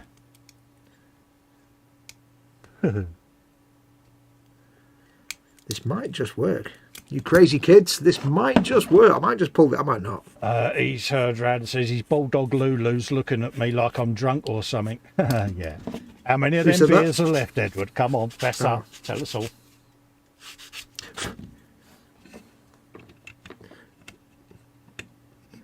By Jove. Oh, Oh, ping. God, frightened the life out of me then. I dropped me all. Frightened the life out of me. And I know it wasn't even glued on. But my body's wired to instinctively panic when something falls off a model, even though it's not even glued on. Yeah. Are you one of those? Because I've done it before, where you've nearly dropped a model, and as you've tried to catch it, you've actually caused more damage to it than if you had left it. Because you do the walking through a spider web flail. Yeah, you flail, and you end up breaking everything off, and you think if that had hit the floor, it would have probably done less damage. Yeah. Yeah. And then when something does fall to the floor and you watch it and it's like Yeah, it's like, slow motion, you're like, no. It's like suddenly you're living a spaghetti western and it's like somebody flying across the bar in slow motion. yeah, that one gap you've got goes to the back of the cupboard, and you know that if it falls down there, you'll never see it again. You see it slowly rolling towards it, teasing you. And just as you go to catch it, it speeds up and goes blink. I can honestly tell you that nothing is as terrifying and character building as doing the spider web flail whilst carrying a 3-foot long U-boat. Don't ask me how I can tell you that, but I can tell you that. Oh, how did that go for you? No, I had, when I was making a Revell U-boat once, I had to go out into the garden to give it a spray. Yeah. But I had to go through what we call Spider Alley, because you open the side gate into the garden, all the spiders make that, and the big garden spiders, they're all the dirty, great big garden spider webs. Oh, yeah, the ones with legs like, yeah. No, I quite like the spiders, but they're just big fat things. Yeah. The big diadem spiders. So that's not going to work, is it? Arse. So I walked through the spider web whilst carrying a 3-foot long U-boat. That was fun. Oh, I can imagine. Because my instinct is to just flail and panic, but of course I'm thinking that I've got a 3-foot long U-boat in my arm, in my hand. The minute I can't you really that, do all the flailing. yeah. Yeah, I can't really do all that flailing and panicking right now, thank you. Yeah, that's when a spider drops down right at the end of your nose in it on a web, and you're like. Well, it was just the commission. It was a commission build at the time. I'm like, I can't. Yeah. Oh, and they the worst. Yeah. I did that. I did a commission bus, believe it or not. And literally, as I was carrying it from one room to the other, I stacked it. Yeah. Oh. It was like, great. It was saved, don't get me wrong, but it was like, really? Save. My missus was like, did you mean to fall? Nah, of course I did. I was trying to break a bar of chocolate. No, what do you think I was doing? Trying to bake a bar of chocolate with my entire body. I have to get creative with these edges now. I don't know if I want to. I don't think it's worth it. It is always worth it. Come on. Well, no, because I can get this to fit, but only if I trim a little bit off that plate there. But that plate looks quite nice. I can make that look like a natural gap in the plating there, but this, if I cut that corner off, it just looks really weird. I don't know if that's going to be worth it, because I'm not even sure it's going to fit anyway. No, I don't think it is. Oh, I don't think that's going to work, that ain't. At least not to get it symmetrical. No, we'll leave it off. It's not going to work. No. It was worth a try. Always worth a try, mate. You don't know unless you try it. I've got these for next time anyway. That's fine. You know, and I'm impressed, mate. I am impressed that you tried. I tried. I failed. There are no tanks in It a row. wasn't your fault. It's the model's fault. It's Cy Reynolds' fault. The model didn't want to comply with your wishes because It had 5 seconds to comply. yeah, it's all Cy's fault tonight. Edward Leonard says... Oh, Oh, go on. no, I was going to say, Edward Leonard says, I'm cleaning up beer that I knocked over before my wife comes home from playing poker. You do realise you can clean it up all you want. She'll smell spilled beer a mile away of in course the she morning. will, mate. Because if you spill beer, your basically house smells like a pub. You'll know. What I would do is spray yourself in some perfume you shouldn't recognise, then she'll be more fussed about you smelling like somebody else's perfume than the beer, and you won't get told off.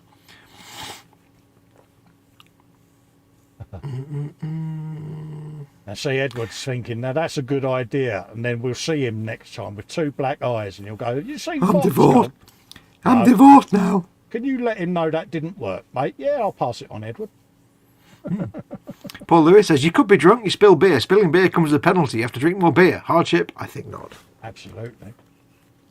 Now, let's see. So we've got that thing done. We've got that done. I need to, there we go. That's what I need to do. I need to be sad that I can't put the belly guns on. Yeah, but they're good greebles to have for maybe something else, mate. Yeah, but I'm sad I can't put them on. Yeah, end of the day. Gives me a sad. Although,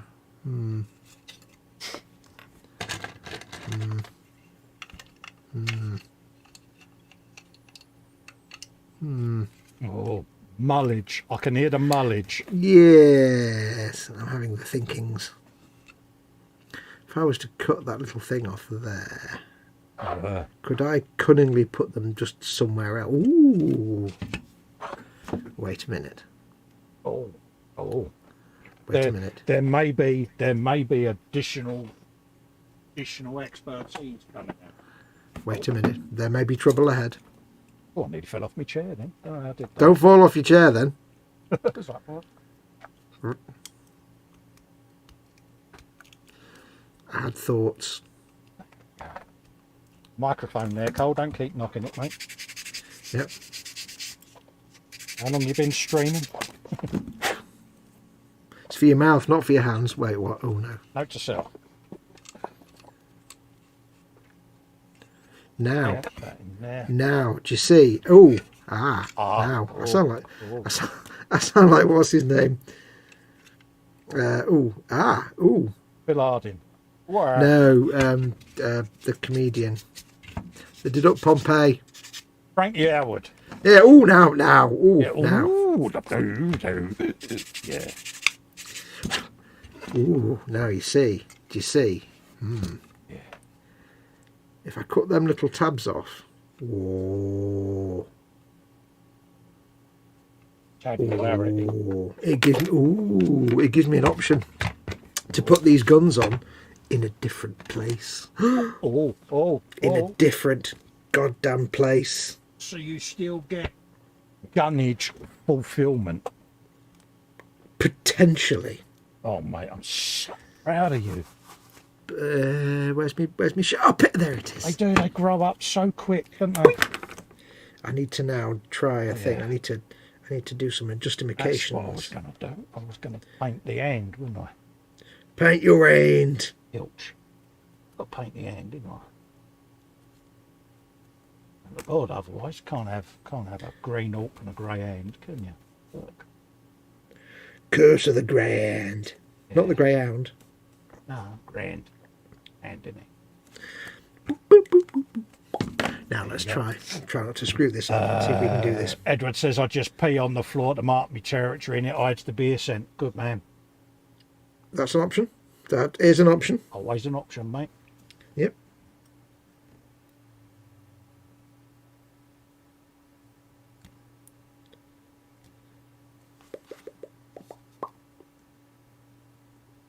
Absolutely.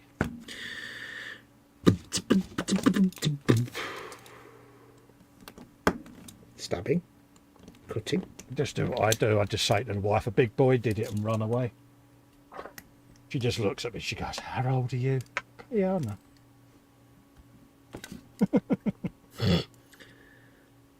In our mind, it always sounds as if it'll work. In our mind, it's a perfectly valid legal tactic. Yeah.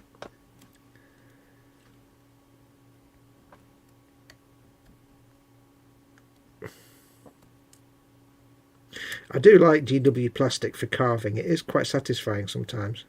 Oh, yeah. When it's the soft cut plastic, it's quite satisfying to carve away at something and get. Oh, yeah. It's like very fat butter, but it kind of works. It's not quite as satisfying as carving resin, but then again, when you carve resin, it almost never feels like you are Leaky Cheese. No. Who makes resin carving look like literally like butter. If you ever watch any of his videos. Damn, that man knows what he's doing with resin. He's a resin whisperer. A resin whisperer. He is. He says, we're just going to carve these tracks, and he's like this with the chisel. It looks like he's just carving through, like, you know, marzipan. Oh, and then right. so I think I get a piece of resin. I can do that. Ah!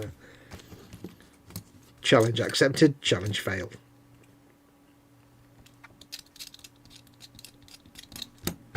Oh, there it is, right in front of him. Look. It's right in front of you, you pillock. Wherever it is, somewhere. No, it's me, Zandri. Dust. Yeah, I couldn't find it.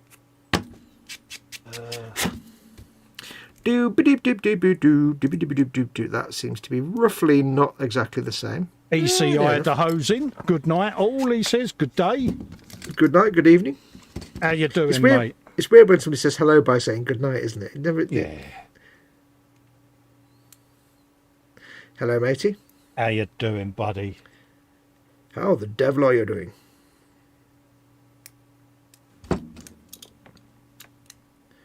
You'll be impressed, Cole. You'll be impressed. Well, I'll be mightily impressed with you. Not only have I moulded this part into a new shape, I've moulded the other part into the same shape, which is a mirror Oh, you're shape, good. so that they can actually fit. So proud Now of you can mate. witness the amazingness that is the exciting of trains. No, that's the wrong video. I'm so proud of you, mate. See, what I can do now is, here you go. The gun is supposed to go there like that, Yeah. but it doesn't quite fit because of this bit Yeah. on there. So what I've done is I've chopped that away and I've cut the little nubs off, so now it can go a bit further forward. Oh, look at that. It's almost like it was made to be there, mate. I know, and it kind of looks like it's supposed to be at that particular point. It's not, but when I've got some paint on it, nobody will care. No one will know. No one will ever know because it's never been on the internet or anything like You've that. just learnt the fundamentals of modifying a kit. You do it such a way that it looks like you've done nothing. Yeah, just do it, but don't tell anyone, and then no one will ever know, and you'll just get away with it. That's the art of modifying, mate. Yep.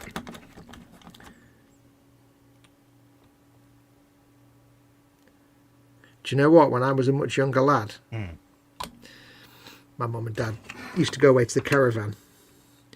And we, of course, being young lads, we used to have fun getting all the alcoholic beverages out and getting a little bit wibbly wobbly, perhaps. Even though we were slightly not legally 18 yet. Yeah. And it was all fun and games. Until one day I got up and realised that somebody had put a dirty great burn mark on one of the tables in the varnish with like a glass of some sort of vodka or spirit. Oh, right, yeah.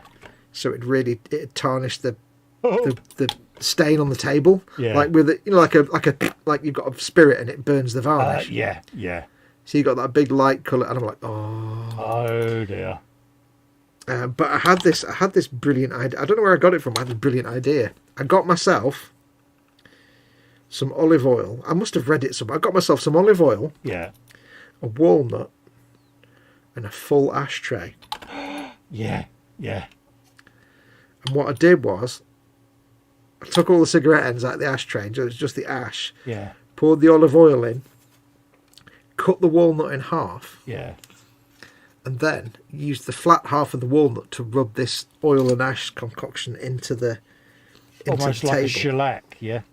Yeah, and basically, when I'd finished, it had stained the table Yeah. to look exactly like the varnish that was there, and you couldn't see anything. I was like, I have mate. no... Brilliant. To this day, I've got no idea how I came up with that idea. I must have read it somewhere, I don't know, but Oh, fair play to you, mate. it worked, and I got away with it. Probably, I think. Although they probably looked and thought, yeah, he tried to clean that up. Yeah, Never your mind. mum's outside the room now going, little bastard. Well, no, my mum and dad probably spotted it straight away and were like, oh, look, he's been drinking beer with his mates again. Yeah, she'll come in the morning, clip you around the ear hole and go, that's for breaking my table. It's probably like, they probably didn't give a crap about the table anyway. No, you went walling out and they're going, oh, bless him. Right, so I have now glued on the two belly guns. They're a bit further forward than they should be, but they are reasonably symmetrical, and they fit with that thing. Yeah, I like that. Just with a little bit of snippage and cuttage and kajigglage, and it can go with its shooty bobs I'm now. impressed, mate. Are you impressed? I am, yeah. It's not as impressive as when I forced the nose cone into my other one that I built by cutting half the nose cone off and jamming it in. Yeah, but it's, That was more impressive. for you, this is a biblical challenge. And For me, that's basically assembling a bridge. yeah, that's like a huge mountainous leap forward. I would That's liken you doing that to man landing on the moon. It is that monumental. It's a bit like assembling a cathedral out of matchsticks in the middle of a tornado. Yeah. Like making love to a beautiful woman. So you never know now, because they're supposed to be here. That little notch there is where it's supposed to key in. There's a little tag that keys in there. But it doesn't really matter, because they just look awesome and shut up. I Basically. am so proud of you, mate. That's my favourite argument for something, is because shut up. Yeah. It's just Why do you do it this way? Will ever know line. Will never Well, fly. Oh, yeah. Well, it's like that thing where you're talking about like people like nitpicking stuff. It's like, well, the reason I painted the bus that way was because shut up. Yeah, oh, mate. Honestly, the amount of silly rivet counting that we've had to tolerate is like, yeah. Somebody said that to me once and said, tried to rivet count. I said, tell you what I'll do is I'll go through it with you. Let you just sit down. I'll get you a nice good cup of shut the F up. Yeah. And I'll take you through it.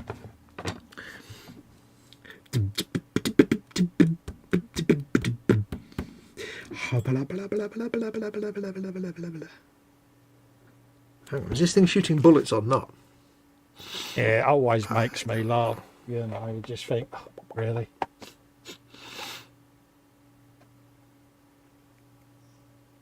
I don't understand, because the instructions don't tell you what the weapons are anymore. Mm-hmm. You've got a choice of this gun with a hole in the middle or this thing that was like a lot of lenses. Yeah. And you can have either shell casings coming out or something with some lights on it. And it's like, I don't know which one relates to which. No. I don't know what that is. I don't know what that is. Yeah, they're not very descriptive, are they? No, it's like, could you... You know. Although the picture shows the one with the wiggly bits and the shell casings. So what about the box? Or, oh no, the instructions don't really give you a lot, do they? Just give you the variants. No. Well, normally you'd have a look in the thing and it would say, it'd say bolt gun or las gun, but it doesn't. It just gives you silly little symbols now in 9th edition. So you just get, oh, it's one of them weapons. Brilliant. I don't know what that is, but it does actually show it there. It's got bullet casings and. Would Google have an answer? Yeah, it's got it there in the instructions. It actually shows it. They managed to save themselves just about. Beep. But the problem I've now got is... But you still had to go hunting for that info, didn't you? Oh, no, that's what it is. I remember now. Yes, I remember now from the instructions in the old days, because I remember having this before and it listed the actual weapons when it was 8th edition. That thing with the little weird stuff on the muzzle of the weapon. Yeah. It's actually a gun that shoots like bolts, but literal bolts, like nut and bolt bolts. Oh, right, yeah. So the shell casing, I've just seen them now, the shell casings aren't shell casings, they're actually just bolts. Oh, right. So it's a proper bolt gun. I think they look like bolts, like literally like threaded bolts. I was about to say, I don't think I've got the shell casings for the other guns, but I have, because that's a separate load of shell casings. Shell casings. Shell casings. Let me show you my casings. Ready for £1. Casings. They are for the shells. I will show them to you. Bombs.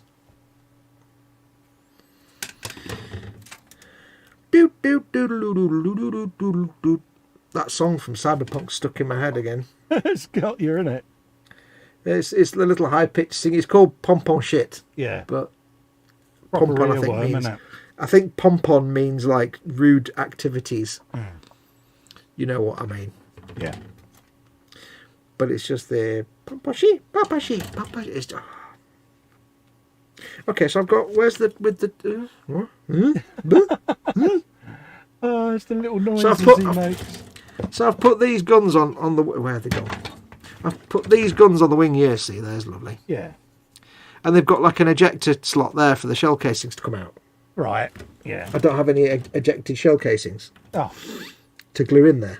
That seems nonsensical. I must have missed them. Let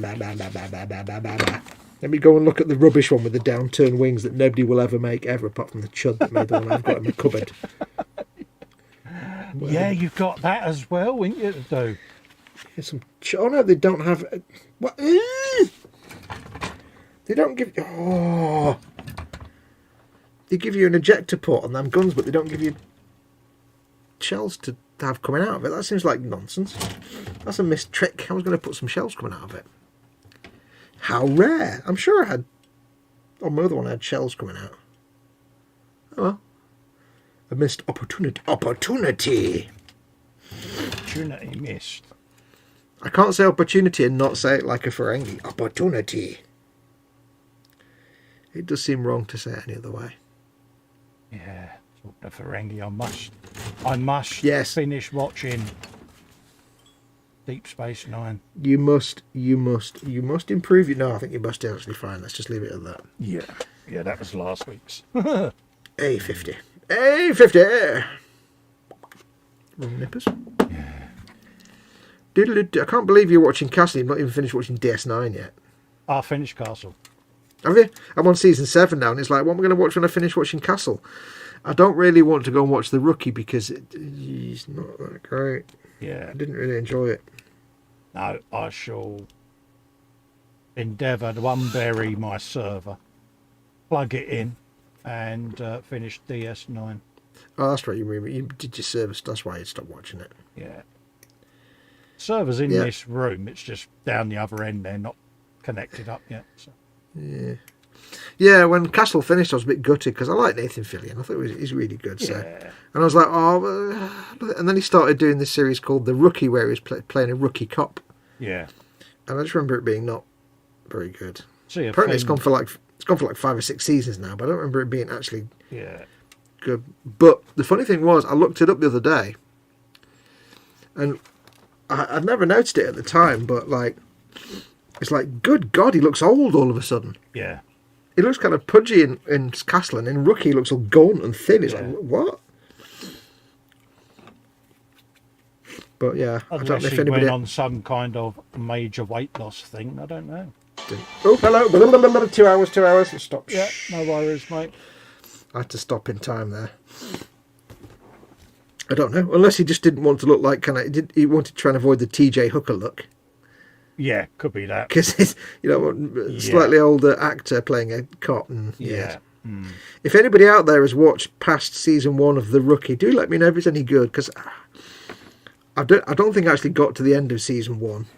Oh, really? That good? I think I just... Well, I was watching it when it was like new, so I was watching it like each week on another slightly dodgy streaming service. Yeah. And I don't think it grabbed me that much. I don't remember being grabbed by it. Well, if it's been going that long, there must be something it's doing. Don't know. Because, 5 seasons, it's got to have an audience, isn't it? Yeah, I know, but I mean, the CSI has been on for 20 years, and that's garbage to me, so... Yeah. So it doesn't mean it's good for me. But yeah, if anybody's actually watched The Rookie, do let me know if it gets good. I don't know. I don't remember too much about it, so I don't remember it making much of an impression. I was kind of hoping it'd be another funny Nathan Fillion series, but I don't remember it being that actual funny. No, I think what made Castle work was the chemistry between all of them. The cast did seem to, even though Nathan Fillion and Stanakatic didn't get on. Yeah, apparently they hated each other. Apparently. The funny thing is, they've never said that publicly. Nobody's ever confirmed that. No. So it's like, either they are brilliant actors. I mean, they were, if that's the case, because you didn't know it. Yeah. But it's always a spokesman says that on set they didn't get on, and it's like, another person says but it. neither of them have come out and berated each other, so... Well, they're both professional, that's why. Exactly. What's it going to get them? Well, don't know. It's not to win them any friends, is it? No. But, yes, if anybody's watched more than one season of The Rookie, if it's any good, do let me know. Because once I finish watching Castle, I'm a bit knackered then. Because what I like to do is when I have my dinner, I watch something, like an episode of something, and then when that's done, I watch something else. And I've run out of stuff to watch now because I've already watched like Lost twice and House 3 times, and this is my 3rd run of Castle. I've watched Bones 3 times. Yeah. And I can't watch them straight away quickly because I need to leave it long enough to forget. For some reason, Castle, I've managed to completely forget all the episodes. So it's all new to me. And when I watched DS9 for the first time in about 6 years, I managed to forget a lot of the episodes. But with House, I kind of remembered. I forgot most of those. But Bones, for some reason, I remembered a lot. And I can't watch Stargate again because I remember every episode. It's really weird. Yeah, that's another one I've got to revisit. Stargate SG-1. Yeah, you've only got like 10 seasons of that. I know. Scary, isn't it?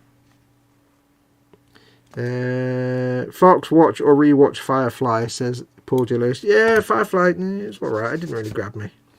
He didn't like The Rookie, even though he likes Nathan Fillion. Didn't watch all of Rookie season 1 either, says Isiado. He's enjoying Strange New Worlds. I would enjoy Strange New Worlds if I had Paramount Plus or Sky, but I don't. I don't have access to that. I don't have access to... I've got Amazon Prime and Disney Plus, and that's it. Although, I feel compelled later on, maybe not later on, but tomorrow, to go and watch Chippendale Rescue Rangers that's on Disney Channel. Oh my God, really? Because it looks quite good. It's, I don't know anything about it, but there's a bit like one of them is still hand-drawn and one of them is CGI because he's had the operation. Yeah. And I've just seen a clip today where they're at a convention, or one of them's at a convention, and in the booth opposite him, it's Ugly Sonic. Oh right, yeah. Because like when they released the Sonic the Hedgehog movie, they released the first trailer. Yeah. So in this movie, like Ugly Sonic's at this convention as Ugly Sonic, and he's there saying, "Yeah, I do the convention circuit. I sell T-shirts and stuff." And it looks exactly like Ugly Sonic from the first trailer. Oh, brilliant. Brilliant. And but he's got like a dad bod. He's got a bit of a belly going on. I'm like, you know what? I kind of like that sense of humour. So I don't know what the story. It seems like a bit of Roger Rabbit thing, maybe a bit more adult. It's not. It doesn't seem to be like a. From what I've seen, it seems a bit more adult than standard Disney Chip and Dale rubbish. Yeah. It seems to be more like a kind of. Almost like a sort of, I don't know, I've not seen it, but I get this kind of Deadpool vibe from it, but very light. Oh, right, yeah. So if anybody's seen it, let me know if that's any good, because I'll watch that later, or tomorrow. Didn't realise it was on Disney Plus already. Yeah, Disney Plus is good. Yeah, I like Disney Plus. Gives you a chance to revisit some of the old shows that you forgot. They are making a new series of Quantum Leap. Oh, are they? That should be around next year. But unfortunately, it's NBC, which means it'll be on Peacock in the US, and then it'll probably be on Sky or Virgin in the UK, so it'll be another one that I can't watch. It might eventually go on Amazon, but paid. That's the thing, isn't it? Keeping up with all the different streaming services. Yeah, well, no. You know, it's like, yeah. I can barely afford Disney and Amazon. Exactly. The only reason I got Disney is it was thrown in with me new phone. Yeah. Well, the only reason I got Disney was because Paul, over at Glued to the Sprue, very kindly got me for a year for my birthday, the year before last, and it ran out in January. Yeah. And I'm like, yeah, but I need to watch all the things. I'll treat myself to this year. Maybe not next year, though. But we'll see. I like Marvel stuff now. It's like, oh, balls. Yeah, the cost soon mounts up. You don't realise. Nah. I mean, thankfully, it's like you can do it as a one-off payment, so that's a bit more manageable. I did it when I had some money, so... What am I doing with this now? How does this attach? It goes like that, you see? I said, like that, you see? Ah. Yeah, Edward, I agree. He said he liked the TV series Revolution, then they cancelled it, but he enjoyed it whilst it was on. It started off with quite an interesting story concept, but yeah, it got cancelled, and then they rushed the end of season 2. I never really got to finish the story. There was talk that it was going to be done as an online, almost like an anime comic type thing, but it's never come to fruition. I think it was quite sad that they cancelled that. What is this series of what you speak? Revolution. It was basically like a massive EMP went off and killed all the tech, so everything went back to, you know, pre-computer age almost. Okay. You know, and it was a really good concept because, like, there was no planes, no computers, nothing. It was right back to ye olde sort of bartering and all of that lot. And it had a great storyline, but they kind of didn't really follow it through, and it's so frustrating. It's one of them shows you can get into, and then you're like, oh. And then it disappears. I'll tell you what I actually enjoy, which a lot of people didn't, and it's an unpopular opinion. But I actually enjoyed Primeval. Yeah, good show. My missus and I used to watch that. Yeah. It started off as ITV, and then it went American. Then didn't it? It became an American series. Yeah. They kind of took it over because I think we got like 2 seasons of it. But they were kind of faithful to it. They carried on with the same basic characters and stuff. Yeah, yeah. And again, there was a good storyline to it. Yeah, I thought it was pretty good, but then it just kind of ended, and they just left it on a cliffhanger. It was like, oh, really? Yeah. I think the British one was better, because that was the one with what's his face as the boss, wasn't it? the guy that was in the English guy that was in Death in Paradise. Yeah, I think I know who you mean, yeah. And he always plays bank managers and things. Mm. You know what I mean. Had him in it. That was quite good. But then the American one came along and they kind of, I think they just bought the rights to it. And it's like, you know what? They've not done bad. It's obviously gone a bit Americanized suddenly, but they've kept the storyline around, so it was all right. I quite enjoyed they it. tried to keep it reasonably true to what it was. Oh, you animal. Oh. No, I've had cabbage for the last few days, so I'm going to breathe through my fingers for a while. You utter animal, man. I'm not an animal, I'm a free man. What you eating? I'm eating a bit of chicken. Little bit of chicken? What kind of chicken? Tell me. Battered chicken. I mean, like finger or breast or lip or hair or what? That. Oh, filth and dirt and filth.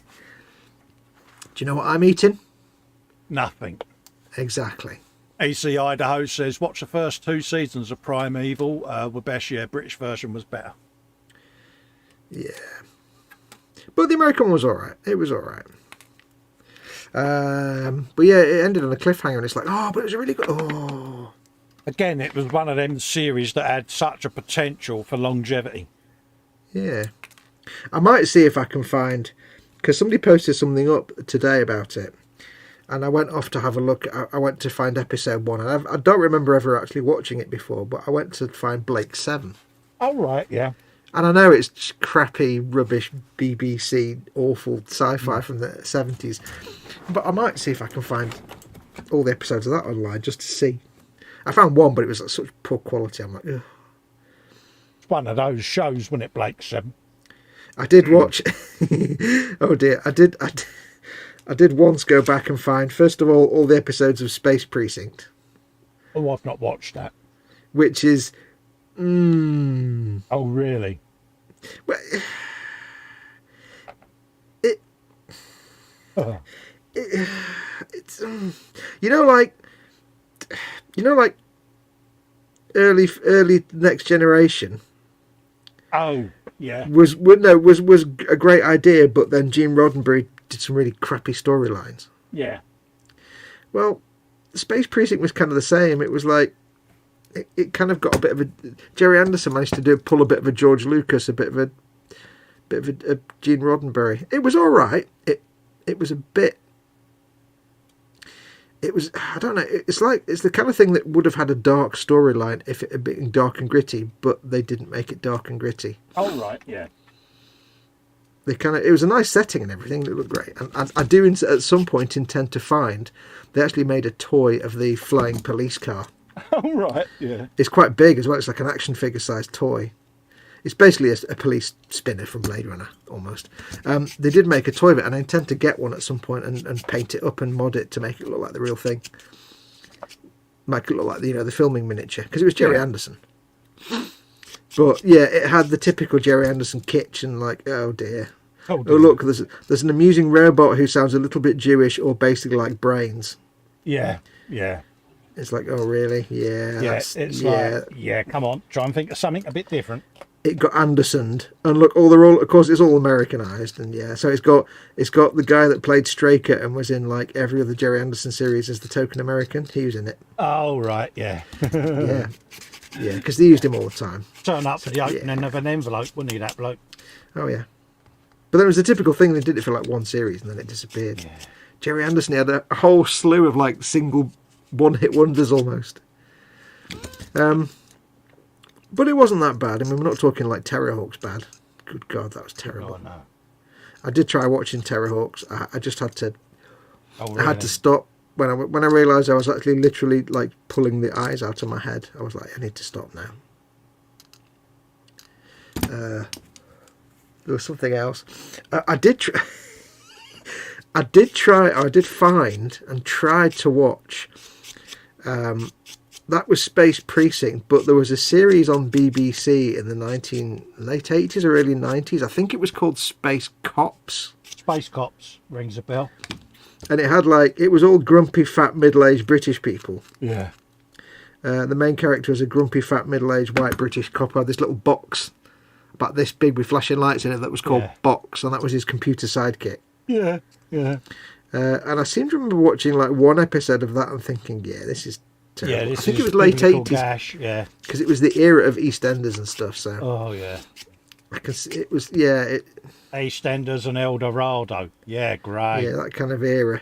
Yeah. I don't remember that doing very well, so I might go back and see if I can find that again. I don't know. Mind you, that probably done better than Albion Market, didn't it? I mean, come on. My dad worked in Albion Market. That was the Coronation Street spin-off, wasn't it? Yeah, yes. Yeah, my dad worked on that for a while. So It's what you working on one of today? those Albion Bleeding Market. Okay. Yeah, it was one of those, wasn't it, that was tanked before it had even come out. And no one really wanted it to work, did they? Let's be honest. No. And it was doomed before it even started, mate. I think the golden rule is if you've got a hit soap opera on your channel, you don't really want to have another one. Oh, no, because all it was a spin-off of Coronation Street. It's a bit like Brookside, wasn't it? Yeah. But it's like, well, yeah, but they were literally trying to take on EastEnders by having it set on a market. It's like, come on now, it's a bit obvious, isn't it? Yeah. See, I never liked EastEnders because I thought it was a piss take. Yeah. No, I never liked EastEnders. Most... That's the funny thing, though. When I was a teenager in the 80s, yeah. like of a Saturday, I'd be sat there in my armchair with my little lap tray on making a model kit of something. Yeah. And we'd sit and watch like EastEnders, and then we'd watch Brookside on a weekend. Yeah. And I think it's just, I don't know why, I don't even think my parents like to watch it, but for some reason I seem to like Brookside. Yeah. Back in them days. Maybe it's just because there was nothing else to watch anyway. It was the 1980s, come on. EastEnders was one of them shows, or is one of them shows that EastEnders just do not like watching. No. It's like, yeah. I can remember sitting in my bedroom, sitting on the floor, and I can tell you what year this was, it's 1985, sitting on the floor, building a working full-size model of a Luger. Oh, right, yeah. It's a plastic assembly kit with springs and stuff, and you built the bullets and everything, you built the magazine, and it actually popped the little plastic bullets, only a pink like that. Yeah. It was full-size. My local model shop had some of these like model kits of like 1-to-1 scale working guns. Yeah. Just in plastic. But, Yeah. I did can't Luger. I can't remember what brand it was. There was a Luger and there was a revolver as well. I did. God, I can't believe somebody else actually made that model. But I was building that when the first adverts for EastEnders came up on the telly, because I had the telly on in the background. Trying to think what the other gun was. It was a Colt 6-shooter, I think. Yeah, Colt 45, wasn't it? It was a Or Colt was it the 45. 44 Magnum? No, it wasn't a Magnum. I think it was a oldie wildy West. Yeah. Because they were basically black plastic with a tan coloured. Peacemaker. Could have been. Yeah, it was the Peacemaker, wasn't it? Could have been. Don't know what that was, but yeah. I don't know. They were basically black plastic with a tan coloured hand That's grip. right, yeah. You had the little mechanism on the Luger that sort of went, popped up. Yeah. Yeah. God, I can't believe you made that same kit. Yeah. Because to me, when I was like, this is 1985, so I was, 14? No. Yeah, 14. I would have been 13 or 14 making this model. And it's like, wow, you can get models of guns? Yeah. Because I was, when I was like 12 or 13, I was still playing with toy guns and stuff. I don't know whether you'd be able to get them now because of the UK laws. I think you can buy not full-size models of weapons. Yeah, I think they're so blatantly only sort of that big, you know what I mean? It's like, yeah. Yeah, I remember building that. Oh, Bennett. God, I don't know why, but I always played with toys quite late, me. Probably because I was doing models as well.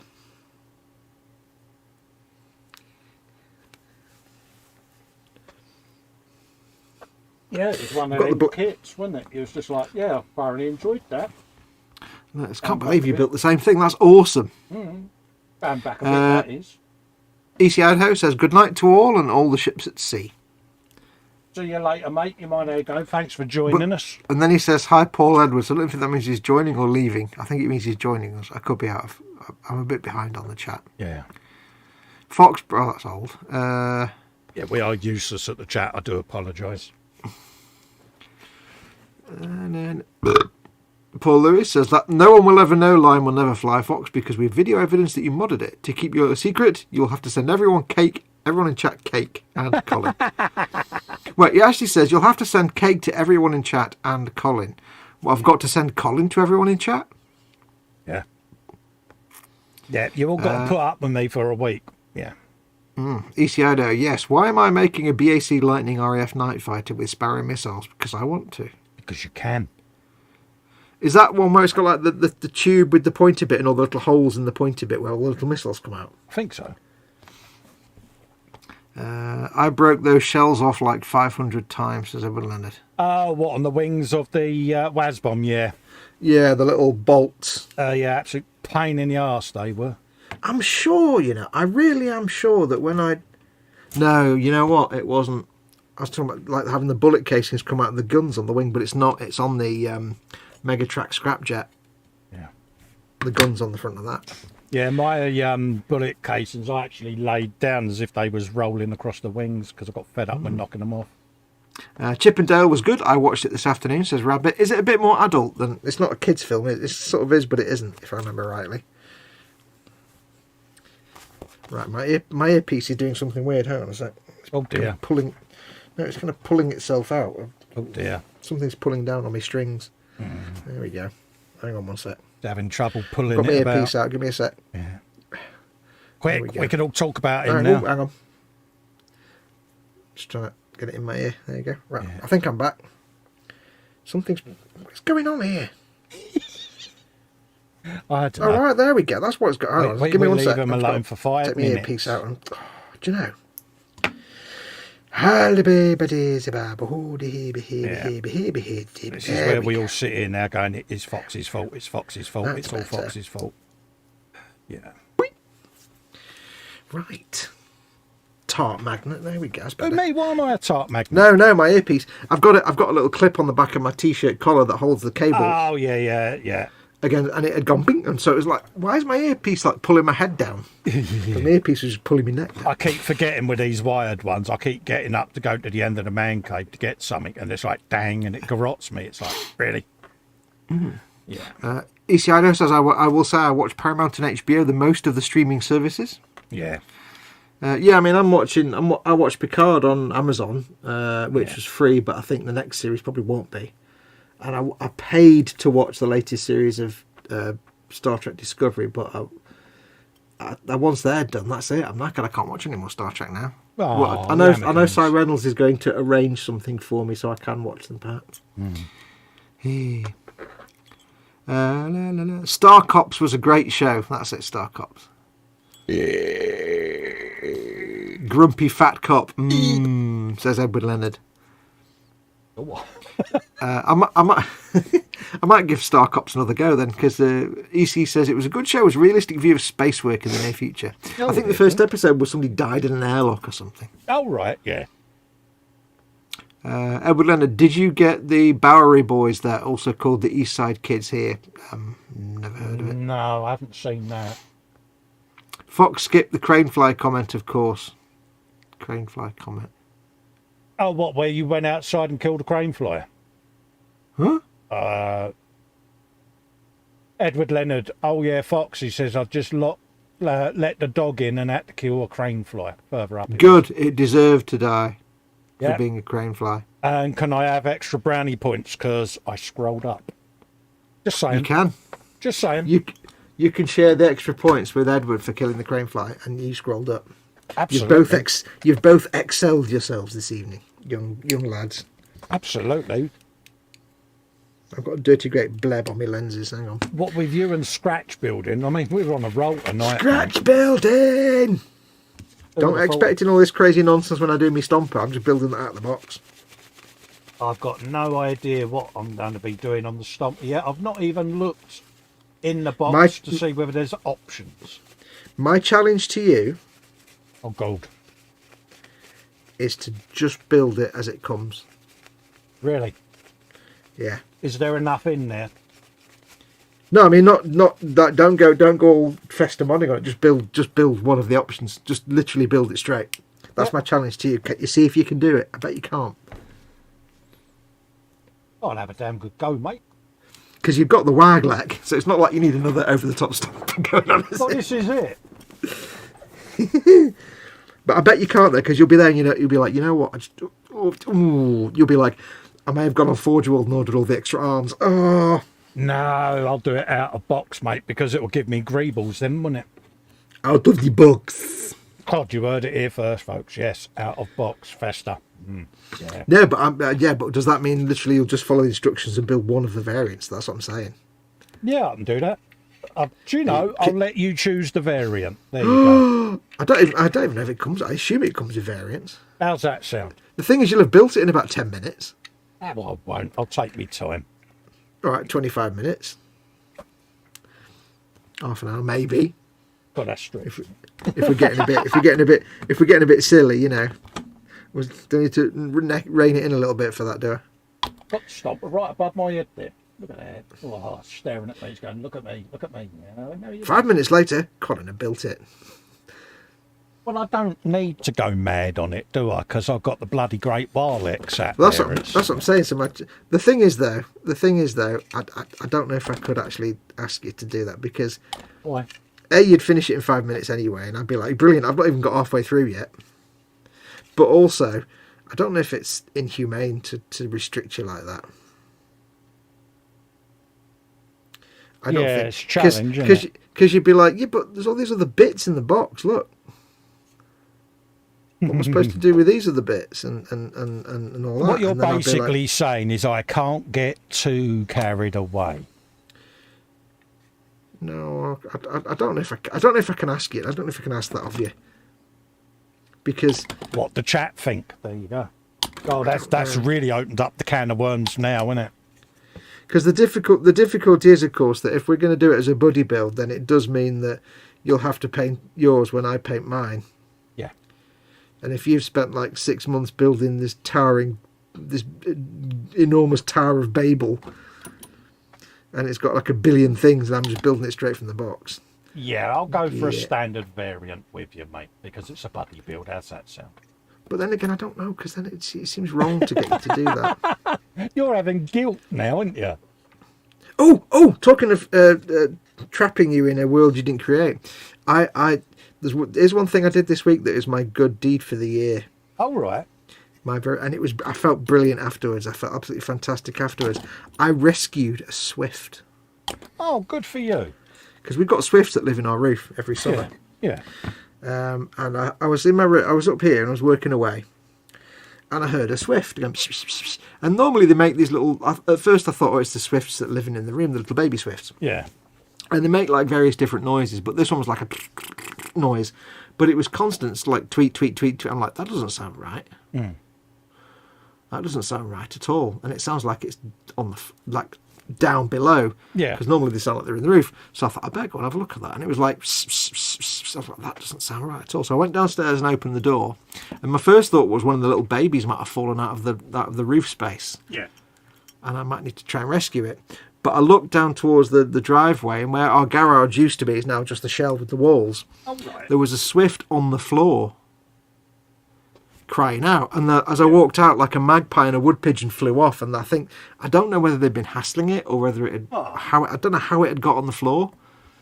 Oh, bless. But it obviously crash landed. If you don't know about swifts have little tiny legs because they live in cliffs. Yeah. And they pretty much never ever land. They live on the wing. The only time they land is to go back to the nest, and they grab onto the wall like that. Yeah. And if a swift lands on the ground, it dies because it can't take off. Yeah. It hasn't got legs to run. It's only got little tiny legs, so it can't. It needs to be up in the air or jump from a wall or something. And if it lands on the floor, it might be able to take off, but there's a big risk it can't. Oh, bless them. So I saw it on the floor, and it was about that wingspan was about, I don't know, a foot.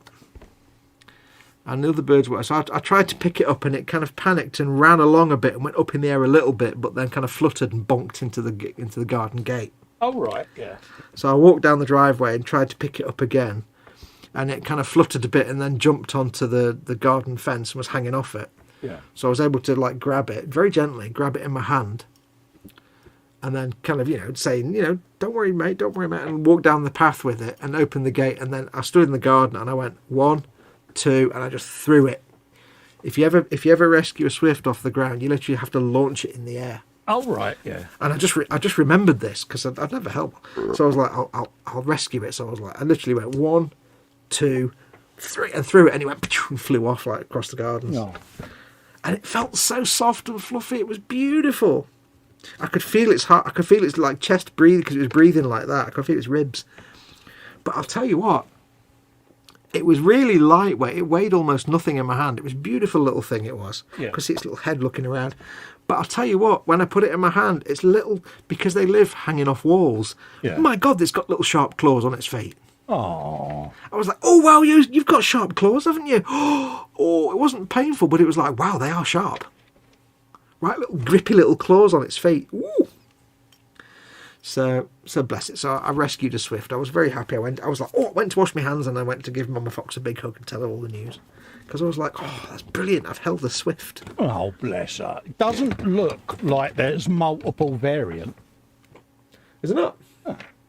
Oh God, these the old school. Oh dear Lord. Yeah, great, isn't I they? forgot it's the old crappy instructions that don't take it. Are they not like different weapons options or something? I don't know how they used to signify options in the old days. No, that's right.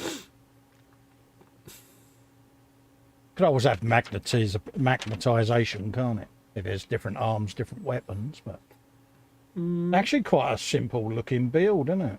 Yeah, there's not a lot to it, which is why I feel a bit cruel asking you to just build it in the box, because you'll have finished it in half an hour and you'll be like, bored now. I won't finish that in half an hour. You'll be like, I'm bored now, I need to add 400. Hang on a minute. On that picture there, Which one? the bottom page, This one. put your finger on the stomper. Go right. Up a bit. What's that going on there? And the one above it? What's those little pictures of? You've got choices of different insignia on the plates. Have you literally got like hundreds of little plates to put on? Yeah, you got different plates with like a spanner, a skull, a fence, awns, teeth, and then these are all different spikes. Ah, okay. What we'll have to do, I'll have to get my ork alphabet thing ready when we do it, because all those little glyphs mean different things. Because originally someone, who will remain nameless, Fox, wanted me to glue a WAS bomb to its back. Do you remember? What have you written on there? You've put WAS bomb. Yeah. I don't remember telling you to put a WAS bomb on the back. Yeah, you wanted to have jets and wings and all of that. I don't remember that. If you had a spare like space shuttle kit, Yeah. you could give it a couple of backpack boosters like a Gundam. What's the other bit you've written? Double doors to reveal a booster blaster inside. That was your idea. That was. Yeah. But Oh yeah, could you imagine? Hey, tell you what, a couple of space shuttle. You know the big fuel tank, not the boosters, the actual fuel tank. yeah, the big Big orange. A couple of them on either side, like a backpack, like big Gundam backpack Since fuel the tanks. bloke who said I challenge you to build I it know, out the box. but now See? I'm having. Yeah. But, I know, but now I'm having the thoughts. See, it having- starts, folks. This is how it starts. I'm having the unsavoury thoughts. Bloody hell, that's big, isn't it? I forgot to plug Mama Fox's iPad in. Hang on. I'm supposed to Holy be charging moly, it. that is a big old thing, isn't it? Yeah. First time I've really opened the box and had a good looky-loo. So. I might even be compelled to potentially. I don't know. I'm pretty sure Revell do a really crap space shuttle kit for like about £10. They do. It's 40 quid now, mate. Is it? I was thinking it might even be worth maybe. Scale, shuttle, rocket, and booster set. How big's the fuel tank? I'll show you. Oh, I've got one up there. okay, that would. Ooh, that's actually a bit big, isn't it? That might be a bit big then, 1/144 scale. Yeah. Because I'm thinking if maybe like a 1/250 scale, a slightly smaller one. Yeah. I might even be tempted to get a couple just to get the couple of fuel tanks. But then again, I don't know. Yeah. That would require me doing scratch building, which is not going to happen. Yeah, and obviously I'm building out the box, so I'm not going to be doing any of that. Yeah, I don't know if I can ask you that. Where are we? I could glue the X-wing to the back of it. Oh, what? I've got the big stomper. I've got the Warlock, so we'll see. We'll see what we come up with. Because I think this would be a good comparison, having a standard stomper, and then you see the What's that, Forge World box? Oh, is that the Stomper box? Oh, yeah, it's in a Yeah. white box, isn't Yeah, it? it's white box edition, wouldn't it? It's, I don't know. Oh, yeah, no, they are. Yes, I'll start again. Yeah, go on. I was going to say I can't remember where it's in a white box, but it's because you can't buy them in store. You have to buy them online. Yeah, it's an online only. White box is online only, or you can buy them in store if you go to Warhammer World. Obviously, we've got our little Russes. Oh yeah, we'll do our how to paint. Chat says ECIDO says all centipedes and hobo spiders must die. I agree about hobo. Well, I don't like killing things. Centipede. I like centipedes. They're kind of cool. I don't know what a hobo spider is. Edward Lenner says crane fly fairy princess fox. He's picking on you tonight. EC Idaho says Angus Podgoni, what do you mean? I don't know what that means. What does that mean, EC Idaho? Who's Angus Podgoni? I don't. Paint the spiral on live. Oh yeah, that's for your Wazbomb, isn't it? You want your paint. He puts hashtag spiral painting noseconefox.com. Edward also says, I have hummingbirds like big bees. Oh, God, hummingbirds would be awesome. I like the way you describe them as big bees. They are beautiful. They are a beautiful little thing, aren't they? The squirrels keep knocking over the bird feeder for the regular birds. Oh. They hover in front of my face. It's awesome. You can get bird feeders that you put like a mask on your face, can't you? Yes. And they literally hover right in front of you. Oh, God, I wish we had hummingbirds. That would be beautiful. Yeah, Edward. Edward says, Colin, until you get him, Fox, to do something stupid to retaliate, the Baneblade, these suggestions are offline, in my opinion. Good man. Yeah. So. Isiado's off says, well, adios, all about to mosey off to play World of Tanks. Absolutely. We'll be coming off shortly anyway, mate, because it's what? 4:05. So 4:05. I know. Yeah, but the thing is, it doesn't matter even if he says that all my stupid suggestions are offline, because the moment I make a stupid suggestion, it's there. It's a seed planted in Colin's brain, and even if he says no, his brain's going, yeah, but it's not a bad idea. And this is what Fox knows. He knows deep down, I'm thinking, but actually he has got a valid point. So when I say you need to slap 2 dirty great big space shuttle fuel tanks on the back of it like a backpack, he goes, no, I'm not doing that, but his brain's going, you say that, but yeah, it is doable. We'll wake up tomorrow and be like, you know. Yeah, I bet go. Hey, Fox, what? Guess what I've ordered? What? Bloody space shuttle. I get an email. The space shuttle kit is £2.50 on spangle.com, whatever. Yeah. I've ordered 6 of them for us. Yeah, it will happen. Well, I say not it will doubt it. happen. I will endeavour to do a straight build.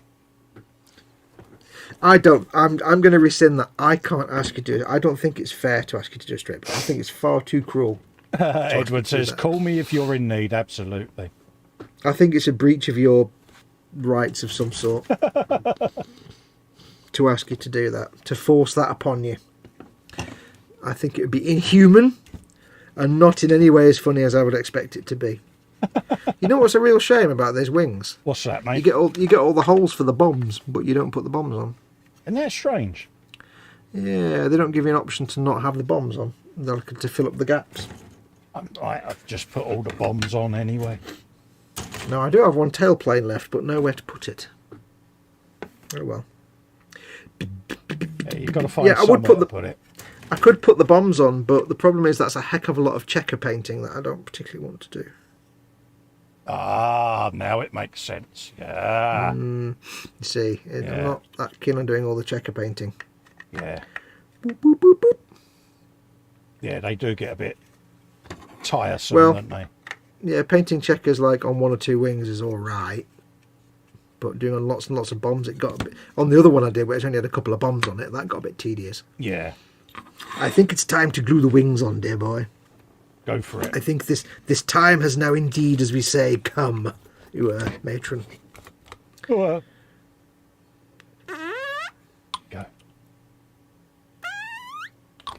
Little bit of glue. Get your glue here. Get your glue here. Break for a pound. 3 for a pound. Oh, the glue. Oh, the glue. Was that a song in the 80s called Toast? A little bit. Yes, Toast. there was. Yeah. Who was that by? Oh, And what were the rest of the lyrics? I've got no idea. I've got no idea, but yeah, there was a song called Toast. A little bit. For of a little bit of toast.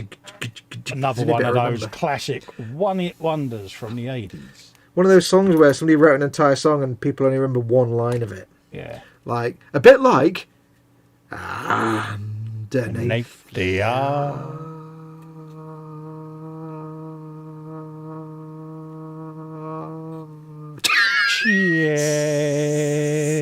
Cheers. Oh, chairs. Underneath the arse chairs. Right, Yeah. that's I right. sent him all the lyrics, and it was like, dude, unsend it. We can't know all the lyrics. We can't. Yeah, we're not allowed to know what the actual words are. That's ruining the whole gig.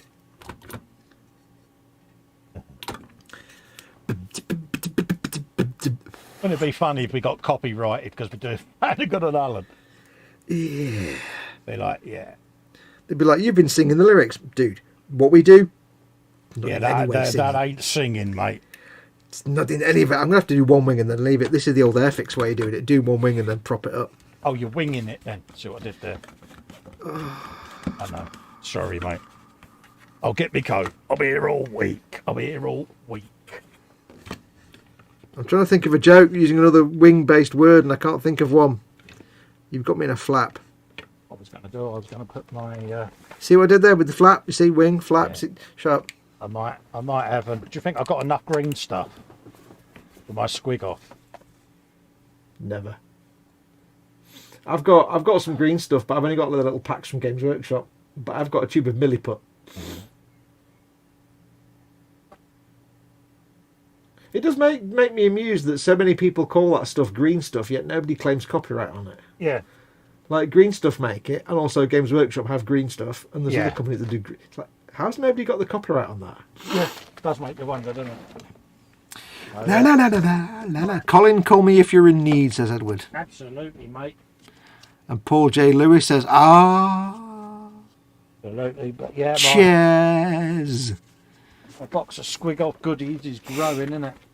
Yes. I got myself some green stuff from all my Forge World resiny bits, but I probably end up using Oh, do you remember that? Was it you that sent me the link of the video of working with milliput and thinning it with, was it IPA?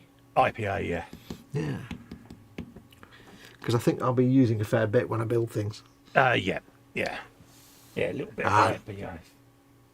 A little bit of IPA. Hey, I didn't know what you were going to say there. I had to figure out what I was going to say then, Yeah. mate. I'm tempted to just finish this Wazbomb Hakadaka off during the week. Oh, right, yeah. So we could start fresh on something on Sunday, on a time. Oh, yeah, I mean, I don't mind when we stop there. Don't worry me, mate. I mean, don't forget we got Warhammer Sunday coming up. Yeah. Well, we've got the Lehman Russ and the Stomper to build that way. Yeah, what do you want to do then? Start Russ on Sunday and start Stomper next Friday? Yeah. Then we do one on each. Yeah, do one on each, can't we? Although if you've got like 14 different things, you're in the middle of painting, which isn't helpful. Yeah, but I get them to a certain stage, don't I? So Have you got it to the certain stage? this is pretty much to the stage, yeah. Okay. Base colours. Base colours, mate. Well, it's base colours. It's had a bit of edge highlighting. It's had a bit of Lamentus. I think there's at least 6 hours of checker painting to put on that, yeah. You know, there's checkers to be done. Obviously, weathering to be done. But like I say, you know, start Stompers. I know you're itching to start the Stompers and the Rust. So the beauty of these is I can pick these up any time and paint. That's true. You know, we do enough shows, don't we? It's like, what are you doing? Oh, I'm painting this because I never got round to finishing it. So it just That's true. You know, so that don't worry me. And at some point in the future, when I'd get around to priming them all, I'll have an endless supply of Imperial Guard dudes I can just sit and paint on. Well, this is it. I've got a big projects box full up with dudes that I haven't even primered yet. I don't even know how that happened. Don't even.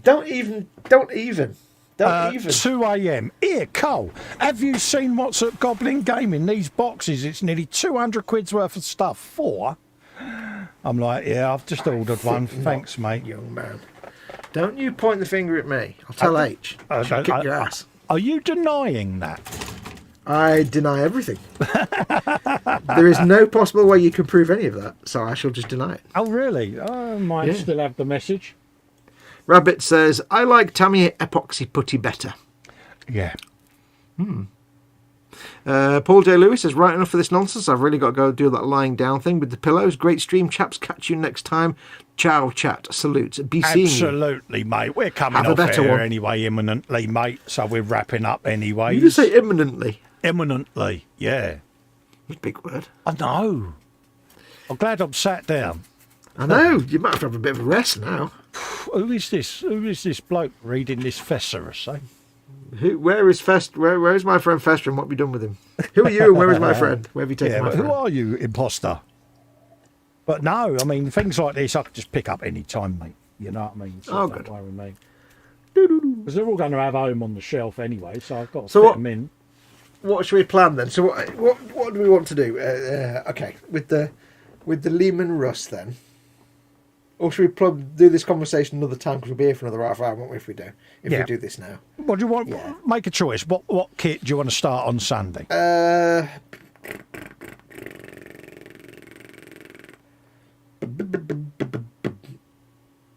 the thing is, if you're teaching me, then that'll work on the Warhammer Sunday, won't it? Because it's you educating me on your channel, if you want, if that works. Okay, that'll do. Because that'll give you an hook for your channel then, won't it? Okay. It's whatever you want, mate. Don't worry me. You know me. I'll build anything, mate. Okay, well, why don't we do the Educating Festa on mine then, on Sunday? Yeah. And then we'll do the Stomper on Fridays for yours. Yeah. There you go. That works. Not a problem, mate. Also. Oh, you animal. Always. Who am I? Oh, what can I do, eh? They say don't work with you. Don't work with you. All cabbage farts. Oh, on a warm night. Oh, yeah. But the advantage is, of course, the cabbage I've had hasn't been like a traditional white cabbage. It's the green leaf. Oh, it's just as well it ain't Brussels then, isn't it? Oh. Ooh. Yeah, proper white cabbage is bad enough. Oh. Yeah. No, we'll do that. I'll drop me Lehman Russ down for Sunday then. Edward says, I had to order my replacement paintbrushes from Jackson's Art Supply. Oh, that's where we get our cutting mats from. Yeah, these are Jackson's mats. Yeah, brilliant. Raphael Kalinsky 8404 brushes, my favourite from the UK again because it's the best price. Unbelievable. Yeah, brushes are expensive. The thing that a lot of people forget about expensive brushes, for example, let's see, this specific brush I have here, which is a Daler & Rowney Bright System 310 brush I got for my oil painting days. Yeah. That's about 35 quid. Yeah. But the thing a lot of people don't realise when you look at brushes, and you see that a lot of the proper brushes are so expensive, is that 95% of the brushes you see for sale are actually handmade. Yeah. Especially Kalinsky brushes and Sable brushes. They're literally handmade. It's not just in a factory going, it's literally some... Oh, no, it's someone sitting there putting love and care into it. It really is. Yeah. So some people often, kvetch about the cost of brushes, and it's like, no, dude, really, first of all, it's animal fur, which is probably not ideal. But so it's not cheap, especially if it's Sable, because they're not cheap. But at the same time, it's actually handmade. The only factory building bit is the handle that's made in the factory and they're printed, but they still have to assemble the brush by hand. And it's all little old ladies that make these things. So yeah. Edward Linus says, I thought you were doing a cyberpunk stream tomorrow. I might do a cyberpunk stream tomorrow. We shall see how it goes. See how Mama Fox is doing. If I do a cyberpunk stream, it will be in the evening probably. Might be in the afternoon. I don't know. We'll see. Depends what Mama Fox is up to. That's why nothing's really scheduled in too much for me at the minute. No, that's right, because if Mum's having a bit of a poorly day, it's kind of... Yeah, I can't guarantee I'll be around. But I might do Cyberpunk. We'll see. We'll see. Absolutely. Yes. I've not tried the Raphael brushes, though. No. I mean, we've got the broken toads, haven't we? And they're nice. Yeah. But that big brush I showed you there, I've got a selection of those, a few of those. I use them kind of exclusively for like oil paint dry brushing on big models. Yeah. Or for oil paint blending, like when I was doing a Millennium Falcon, they're brilliant for doing a quick, delicate dry brush. Oh, right. Because oil paints are nice and soft anyway. If you're trying to get like something big like that Falcon, if you want to do a really subtle dry brush, use a big, massive, floppy, expensive oil paint brush and use actual oil paint. But I got them. They're from back in my oil painting on canvas days. Then, like 35 quid that brush was then, something like that. I've got a few of them, but then they're not.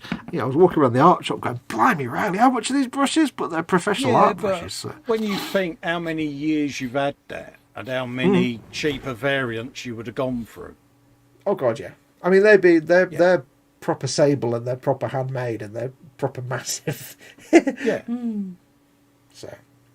But yeah, they were designed for proper like painting, enormous painting brushes. Absolutely, mate. Absolutely. But yes, I might do Cyberpunk. I don't know. We'll see. Absolutely. See how we do. Right, folks. We're going to wrap up for the night. Massive thanks to all of you that have come in and kept us two idiots company. Except that one of you. You know who you are. That one in chat. That specific one in chat. You know who you are. You can just shut up. Absolutely. And we will see you on Sunday for a brunch with Dave, me and Dave at the bench there. What you doing on Sunday? We're doing some more work on the digger. Digger. So we'll be getting a bit more work done on that. And then we'll see you over on Fox's channel for the beginnings of the Lehman Russ build then. Lehman Russ build, they build my tank like build part 1. Thank you, like and subscribe. Absolutely, where Fox is going to be educating Festa. Well, not in the building part, but although we'll have to make sure we build them to look the same. Yeah, the same options.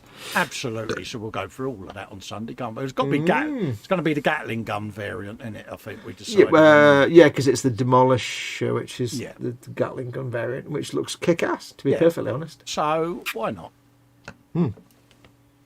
Yes, mate. Steady Norris. Right. So thank you for watching, everybody. Like and subscribe. And we'll catch you on Sunday, folks. Stay safe. Take care. See you all soon. Adios, me birds. Bye. Bye. Bye. Bye. Bye. Bye. Bye. Bye. Bye.